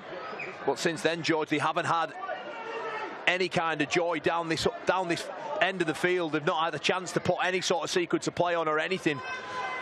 Springer. He's added something since his reintroduction. 6 again. Tackle count White clean. Wildy. Kozar on his right shoulder. Runs at Doro, who's been excellent for Halifax. Jones looks to his right where Lacan waits. He's got Bossy outside him. Here he is. 6-point game. Leilua, blindside play. Leilua to Briscoe. Can he get there in the corner? He's going to be in touch, I think. Has he got the ball down? Looks like he's held up, and he is. He's held up there, but I thought it was a penalty. Leilua gets out. Joe Keys wasn't set. Could have easily been pulled back for a penalty. But instead they managed to hold him up. Desperate stuff there from Woodburn Hall. Mason in there too. Walmsley back there. But Kozar winds up 5 metres to the right-hand side of the post. Key moments in the Betfred Challenge Cup. The favourites, Featherstone Trail, Lacan. Gadwin Springer doesn't miss many from there. Try stopping him. The big man is over. And Gadwin Springer brings Rovers back within 2. He certainly does, and brings this game to what, in all probability, will be back at 18-all. I'll go back to the penalty from Jacob Fairbank. I just had a feeling that it was a bad penalty. But take nothing away. Lacan goes to the line. A no-look pass and hits the big 17.5-stone Frenchman on a short ball. Legs are driving. And it's just far too easy through the middle of the field. That'll be disappointing for Simon Griggs. But he's been sent back out there with a purpose. And he's a big athlete, isn't he? We just saw there, arriving at pace, so threatening.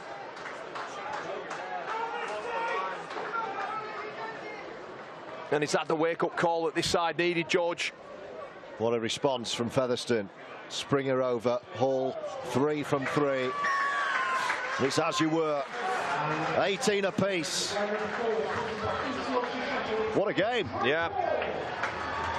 And look, we just see straight and hard. I think it's Ingham who goes low. You can't go low that far off your own line. You have to put your body on top. You'll be disappointed with that one. But again, I'll go back to my point in the first half, which was Halifax, if they're going to win this game, they cannot give any more penalties away coming out of the end of Featherstone Rovers. This guy's been impressive today, hasn't he, Kozar? That's as Doro, who sends it back with interest. Well, as I say that, he gets driven back 6 metres, but he's put an awful lot of work in this afternoon for his side. Is it too early to mention the words golden and point? Well, there's still 15 minutes left. Another 9 sets each with the ball. Davis, it's just getting too quick at the moment. They're losing the ruck, Halifax, and they can't rescue it. Connor Jones. You sense there's one big game-breaking moment in this one. Will it come from this guy? Joey Leilua gets his side of penalty. That was smart play. He knew where it was coming. Well, Featherstone have just upped the intensity, and Fax can't cope at the moment. Hall goes long. He's found a great touch there. I think Fax score here. I just get a sense. You think Fax score here? Sorry, I mean Featherstone, my mistake. That was a bold claim. Here's Springer. They're on the front foot for sure. They sense something here, Rovers. Mathieu Kozar. They're hanging on. They are hanging on here, Halifax. They need something. Get through this set. Well, Jones got his own. He'll give it to Davis to power over under. He's held up. Big tackle. Had to be. Big tackle there. Dorrow underneath it. Ingham as well. But there's still 3 players left in the bank. Connor Jones. Thomas Lacan opens up for Bussey and throws it into touch. Oh dear, oh dear. Well, they were done there. If that pass is executed well, Briscoe makes amends. Lacan digs into the line. Into touch again. We get the hang of it. I think it's Joe Keys who gets far too interested in that lead runner, creates the space out wide, and Bussey, he gets through the tackle. He just doesn't have the quality in him to find that pass at the end. And Halifax must complete this set, George. Move! Back now, back! Go on, play on. 13 or so to go. 2. Move! Featherstone Rovers 18. Goal 2, go. Halifax Panthers 18. 46-22 when they met in the league last month. Goal 3. Far tighter today, and here they come. Clever play down that short side there, coming out of yard. He's just pinching 15 metres. 6 again called as well.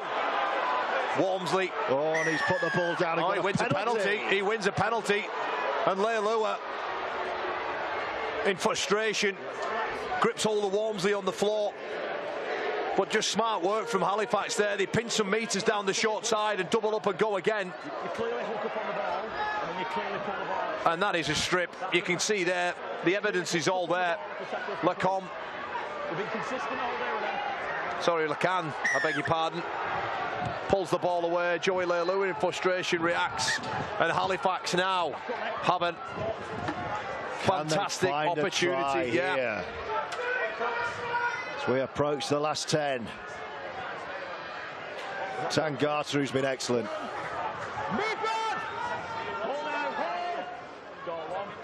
Tom Inman, the try scorer. Keys. Good contact there, Davis Law. Yeah, he's had a good spell. Tangata wants it again. Gives it to Dufresne. It opens up for him. Oh, that was an awful pass.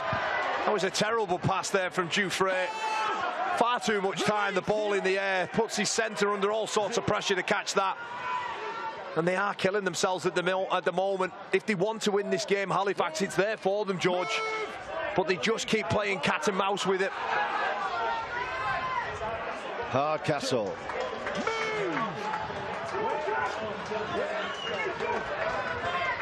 Briscoe. Move. 11 to go with Jones.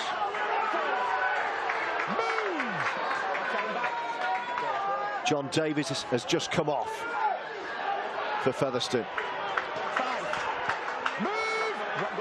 Elijah Taylor now back out there and demanding the ball. This is the last, by the way, with Wildy. They're going to run it. Has that come off for Halifax more as well? Oh, it's a big shout, and he has wiped it to 6 to go. They'll set up in front of the post with a full set. Featherstone, Jones, Kozar, short ball Taylor, scrambling Panthers defence. Jones, does he sniff one here? No, he gives it to Thomas Lacan. Short ball to Bussey. Tangata in the tackle. The game is on the line. A Challenge Cup run is on the line. Mathieu Koza reverses over. Held up and again. he's held up. Well, credit Halifax, George. They've done this a number of times, found a way of just putting a body under a ball. I think that's the third time that Featherstone have been over and just not quite able to get the ball down. Gadwin Springer scored from a similar position last time. Taylor, Wildy, Day wants it. Brad Day is smothered by Halifax. Jones, Elijah Taylor looks like the call here. Right side, here he is. E.T. with a short ball. Lacan outside of the boot, flicks it into the in-goal area. That's a great little flick.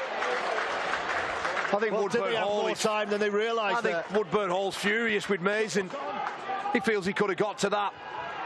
Instead, with the game on the line, Mason takes no chances and just bats the ball. You see there, Woodburn Hall. He had it. He had it. It's 6 more. Well, this is squeezing every inch of breath and life out of Halifax at the moment. Can they survive it? It's absolutely breathless. Halifax hanging on, but they've been brilliant today. Hall, Taylor wants it. He's leading from the front, the former Salford captain here. This is a game that Taylor feels he can win for his team, I think. Looking at his body language, Springer has been immense.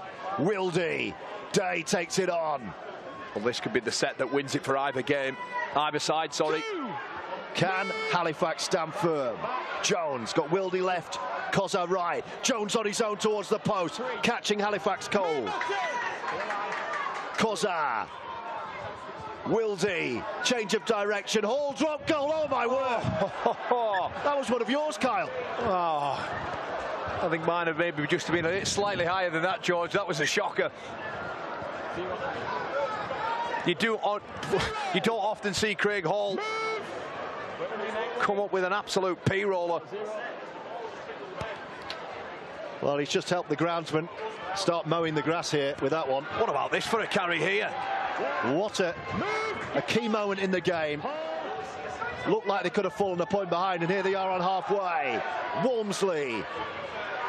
What a game. Hope you're enjoying it on The Sportsman. We certainly are here.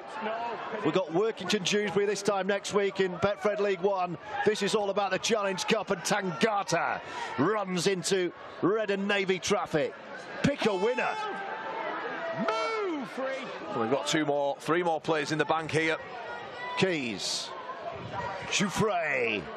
Here's the fullback, James Woodburn Hall. Clever decision there. Head one back to centre field for sure. Off goes Zach McComb. And then Matty G. In range now, George. Where's Keys? They're going to run it still. Jouffre. They want... Oh, he's over! Jouffre will score! Is that the match winner for Halifax? They were set up for a drop goal, and Jouffre have caught Rovers cold, and the Panthers hit the front again. Well, my word.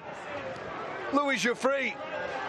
I thought for all money they were going to set back centre field. Where was Keys? That was the question that was asked. But Jouffre, like all good halfbacks, has his eyes up, demands the ball, carries overs, and it's Brad Day that misses him. And he's just able to get through that far too easy in between Hardcastle and Day. Just drops the shoulder. And what a huge score that is inside of 7 minutes left of this game. Is that the game winner right there? Yes, please, mate. Huge kick to come now. Huge moment. The drop goal miss from Craig Hall. And what a set from Halifax to turn that into this. Well, we said, didn't we, that set up the other end of the field could make or break for either side. They're able to commit bodies. I've no doubt that when the video gets done, Simon Grixel mentioned a number of times that the blue and white shirts were underneath a Featherstone try, an almost Featherstone certain try.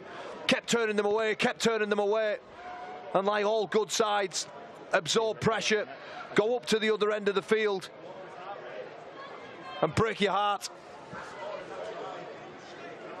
Featherstone staring down the barrel of their first defeat of the season. Jouffre understandably taking his time here.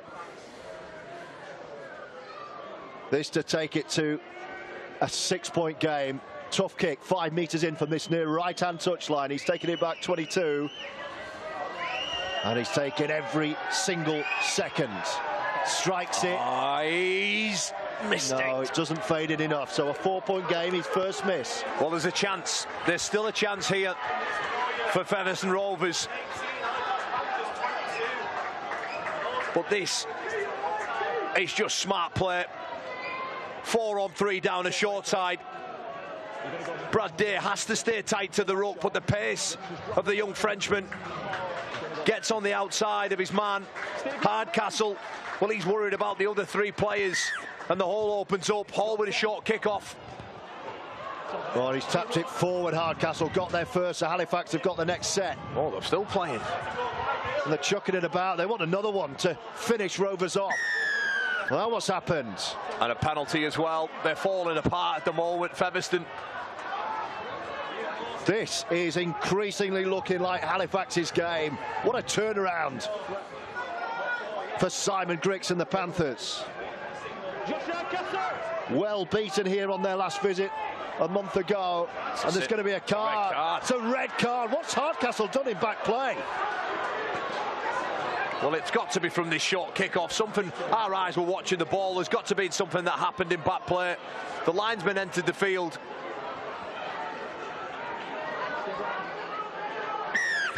Well, he's knocked on, and then we lose him out of shot. See if we can pick it off. Left side, you're looking.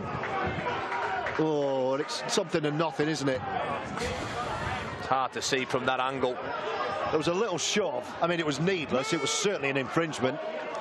Not for me to say, perhaps, whether that's a red. Let's get on with this.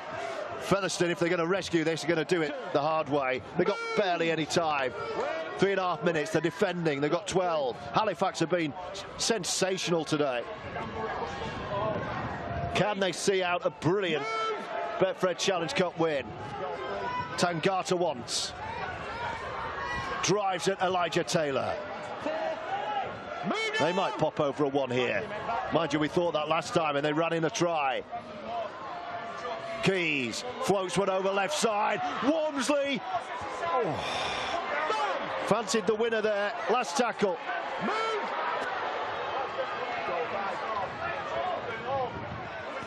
That's gone into the in-goal area. It's a brilliant kick. Taylor's going to be trapped. And Halifax are playing this perfectly. Time to pause for your Betfred player of the match, Kyle Amor. Well, as Jack Bussey drops out. Oh, Tangata loses it over his head. And then he picks it up. Oh, and he knocks on. Could that yet be a big moment? Well, hold on there, George. 3 minutes or so to go. Who's your player of the match? Well, look, for me, I'm going to have to go to Jacob Fairbank. I think he's been exceptional through the middle of the field and has provided the link between the halves and the forward pack. I don't think he's come up with a lot of good runs, but just the subtle smartness of him, introducing his other middles on, just getting away from the big unit of Featherstone Rovers in terms of Gadwin, Springer and Cozza, just moving the ball so well. I think he's been brilliant. So the Panthers 13, Jacob Fairbank, the Betfred player of the match, but will he be on the winning side? Gale, is there a sting in the tail for the Panthers? Jones, you can hear, you can almost taste the frustration around Post Office Road. Springer's drive, Jones takes it on, gives it Wildy. Lacan, Bussey, they're within range, they only trail by 4. 2 plays to go. It's all on the line here. Could be a penalty. Fans want one. Referee not interested. Taylor, Mackenzie Yeh driving forward. It's got to come now if Rovers are going to rescue this. Jones, Leilua's coming field. Does he know it's the last? Leilua to Springer. Springer playing it. He doesn't know. He's lost count. And it's the turnover. And is that the win for Halifax? The big men were playing it between each other. And Halifax now will just play out the set. Time has been turned off on the in-stadium scoreboard. Oh, he's come up with an error, Jouffret. Oh, it's an error. Rovers are demanding Liam Moore. How long? How long? Well, we've got it as 40 seconds left on the clock. The referee has the official timer. Only he knows. Oh, wow. This is insane. Last chance saloon. Jones. Rovers have asked the ref how many they've got. Good contact there. Just give away 6 against, George. They're 4 behind. With Jones. Mackenzie Yeh, the battering ram. Brilliant Halifax defence. Jones flings it to Wildy. Steps into the line, Wildy, no way through. Is there anything left from the 12 men? Jones. Behind Springer, Taylor, Lacan, Bossy, far side, it's come on, it's going to be 6 more at this time. Knocked forward by Briscoe. He'll give it Featherstone, I'm sure, for the first knock on. It just depends how much is on the clock here. They've got 1 play, George. This is it. Challenge Cup run on the line for the season here. Halifax lead 22-18. Featherstone from the scrum have a chance to take us to Golden Point or even win it. Halifax hanging on. Just cheat. Jump off your line and cheat if you're going to win it. Wildy reverses the ball. Leilua, far side, Briscoe's waiting. He's knocked it forward and Halifax pounds and they're going to win this one. I thought they were just all going to cheat and get off the line and give a penalty away. They couldn't. They can't take 2 points. They've got another scrum.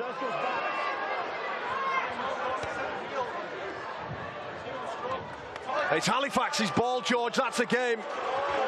It was Leilua, desperation. There it is. And the hooter sounds. What a win! Halifax inflict the first defeat of the season on Sean Long's Featherstone Rovers, 3 times winners of Rugby League's most iconic cup competition, but well beaten today. Take a bow, Halifax. Fantastic from the Panthers. They march on. Featherstone fall at the first hurdle. Kyle Amor. Wow, what a spirited performance from Halifax.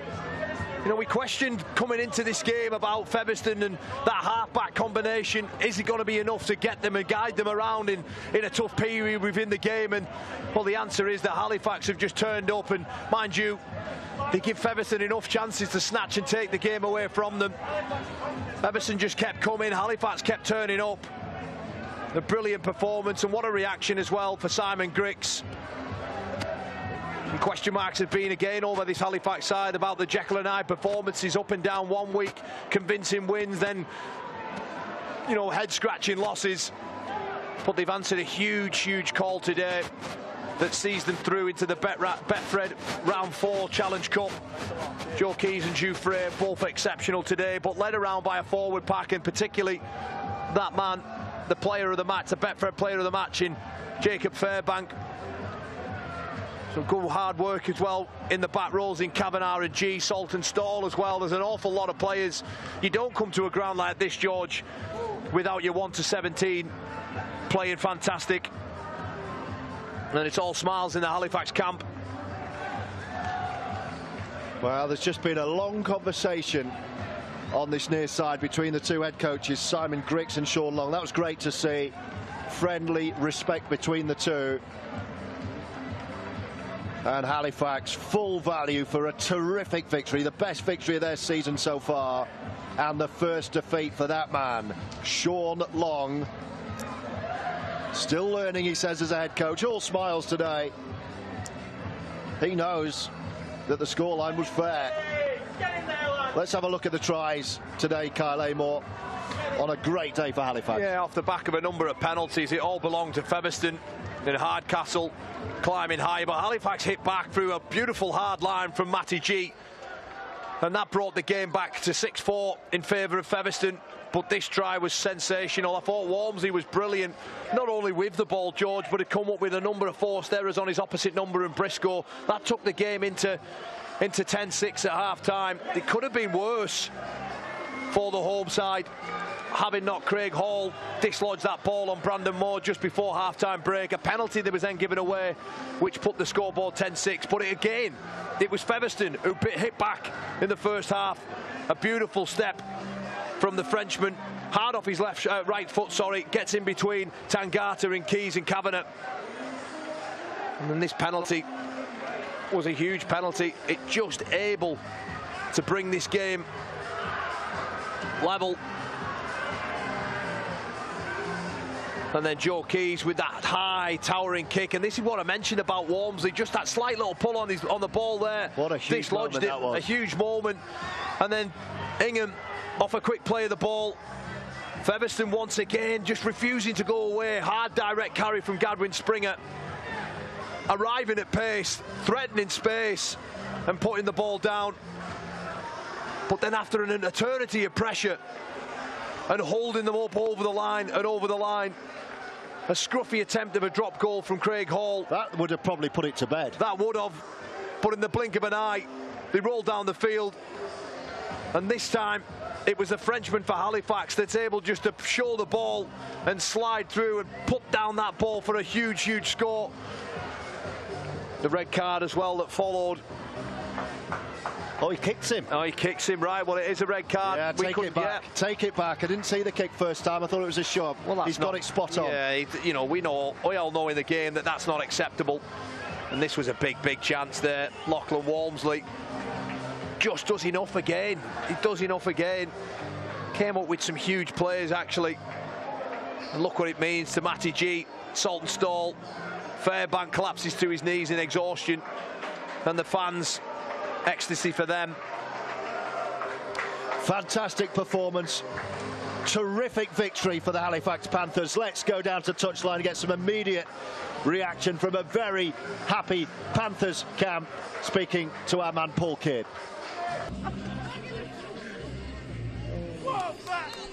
Jacob, first of all, you looked a little surprised there when I came up to you at full time and said you've just won player of the match. Emotionally, exactly how are you feeling? Yeah, a little bit overwhelmed. Obviously, my 200th game today for Halifax, so I couldn't have asked for a better way to celebrate than beating Fev on their own patch. Who, I know it were a cup game, but they're front runners and favourites to win our league, aren't they? So massive respect to the boys who are digging deep there and getting the win. I'm sure, Jacob, your 200th appearance there. Before you set out on the team bus today, I'm guessing that you couldn't think of a better possible way of celebrating that milestone. No, obviously that's an ideal world. I'd like to make it a bit easier for ourselves, but Halifax we never seem to do that. But real dug in deep today, and for how our season's been so far, it's probably a performance that we really needed to instill a little bit of belief and show what we can do. I know I just mentioned that you did look a little surprised that you've been chosen as player of the match, but one of the main reasons you were chosen for that, Jacob, was your out-and-out workload throughout the game, your willingness to carry it up and take your forwards forward. Any one of your forwards there could have got the player of the match accolade. Just what have you got to say about your fellow forwards? Yeah, massive respect. I think not just as forwards, 1 to 17 today. I think our backline's known for carrying us a little bit. We've got a real strong backline, and it could have gone to anyone at 17. I think my mum must have picked it today, so I got lucky. I can assure you it wasn't your mum that picked it, Jacob, but many, many congratulations. Enjoy the rest of the night, and well done. We'll bring in your head coach now, Simon Grix. First of all, Simon, how are you feeling? Stressed. Look, it were a bit of a scrappy affair from both sides. Lots of ball turned over. I think we did our best to probably try and give it back to them, to be honest, in the last 20 minutes. I thought we had a few more points in us as well, but for some elementary sort of errors. But look, to come to Featherstone and win's big. Despite what they're missing, they've still got quality players on that field today, and I forgot what it's like to win here, to be honest. It's been a while, so yeah, we'll take that one. Bit of confidence now moving to our league game next week. You say it was a scrappy affair there, but obviously it was the 73rd minute when you finally sort of got that win in the bag, and it certainly wasn't over until the very, very final play of the ball. How pleasing was your defence there, in particular towards the end? That last 3 or 4 sets, you defended your line like your life's depended on it. Yeah, massively. Look, I think your goal line D's a sign of your mateship and togetherness, and we've been a bit wobbly in it, if truth be told, this early start season, and last couple of weeks it's just been coming, and today I thought they really turned up for each other. When we speak about being in trenches, don't we, and when your mate's still turning up for you, they're the type of people you want to be and also you want around you, so really happy with that, and we move on to the next one. As I say, it's a good win for us. We'll enjoy this one, but yeah, we're straight back to business next week. I've no doubt you will be straight down to business, Sam. Just before we let you go, I just want to sort of talk a little bit, not just about the victory today in the Challenge Cup, but you've given yourselves a great opportunity in reaching Wembley in the 1895 Cup as well. I think it was 1987 the last time Halifax played at Wembley, which is still talked about to this day. Obviously, you reached the semi-finals, I think it was in 2019. But not only that, there's a little bit of Wembley fever going on in Halifax at the moment. Halifax Town are actually only one game away from Wembley. Can you do it? Never say never. Be nice, wouldn't it? Look, I think we don't want to get carried away with it. It's a good performance, but there's still going to be a lot of good teams in that competition, and the next round at Cup will be a tough one as well. So we'll just enjoy this one, and we'll worry about that when it comes around. And I'm guessing, Simon, one final thing. Today will give you plenty of confidence now going forward to regroup with your boys and go forward with some confidence for the rest of the season in the league campaign. Yeah, confidence is a funny old thing where we've had a bit of a wobble with it. Sometimes you just can't find it when you lose it, and hopefully that gives us a bit today. But just make mention of Bobby, you had on before, who I thought he were brilliant for us today. And when you get these wins, they're nice on milestone days to make sure they're memorable. So that one for Bob as well. Simon, many congratulations. Thanks for joining us. We'll bring in Sean Long now. Sean, first of all, commiserations there on that defeat. Obviously, you mentioned before the game that it could be taking 60, 70, even 80 minutes. It was certainly, an 80-minute game that could have gone either way towards the end. Yeah, I don't think we helped ourselves in the first half, making too many errors. I think it was about 50% completion in the first half. Sapped a lot of our energy. But credit to the lads, they kept fighting towards the end, and, we could have nicked it at the end there, but like I said, I just thought Halifax was too good for us on the day. I thought they come with a clear game plan, and they executed really well. So that's off to them, but yeah, we wasn't good enough today. Well, obviously, you've been through a lot of adversity this week, as has probably every club in the league with the weather and everything else, but it probably didn't help your cause. Two half-backs today playing together that haven't really played together that much before, but also haven't trained together that much either. Yeah, like I said, we only had a couple of training sessions today, this week, but I don't think that was the issue. I think it was more like, if you don't turn up in this league or in any competition, think that we're ahead on the game, you're going to get stung. And I think we turned up with a lack of concentration, a lack of, for Halifax, I think we thought we'd beat them in the previous round, and I thought we turned up thinking that we're going to sail it. And if you don't turn up with the right attitude and the right mental capacity, then I think you're going to get turned over in any form of sport. So I just thought we was off today. Like I said, we could have nicked it at the end, but I think it was an injustice. I thought Halifax was a better team.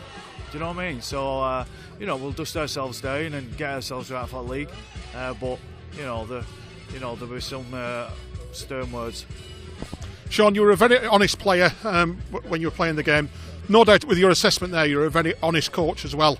Are you saying that today's possibly a big lesson that won't go away, that will carry you towards the end of the season and hopefully get your end goal of promotion into Super League with a lesson learnt today? Yeah, well, fingers crossed it will. I do believe that we kind of played the last 40 minutes against Bradford and we carried it on into this game. We needed to reset and we didn't. So there's a lot of learnings from that. It will help getting a few players back, but the lads on the field today was good enough to win that game today. But like I say, if you're playing against a team like Halifax, who were a very good attacking team, and completing at 55%, you ain't going to win a ball game. Like I said, we could have nicked it, but I don't think we deserved it. Sean, many thanks for joining us. Cheers, man. Really gracious from head coach Sean Long, tasting defeat for the first time as the man in charge of Featherstone Rovers. And that's how Halifax did it. Those 4 tries to 3. G. Wormsley, Inman, and then the match clincher from Jouffre. Couple of key moments that helped them too. But Halifax Panthers, full value, Kyle Amor, for their best win this year. Absolutely, without doubt.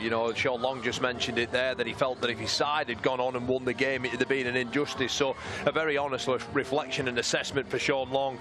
They will benefit now with the number of weeks that they have off, and they'll go full tilt to make sure that this doesn't happen again come the business end of the year. So, there is, while there is the disappointment of being out of the cup for Featherstone, they've got one task, and that is to get get promoted back to Super League, and you know, there'll be many more challenges down the road for them. But let's not take nothing away. The day belongs to Halifax. Well done to Simon Griggs and his troops, all of them across the park. So very difficult to pick an actual player of the match. They all could have won it, but thankfully Bobby Fairback's mum picked it for him.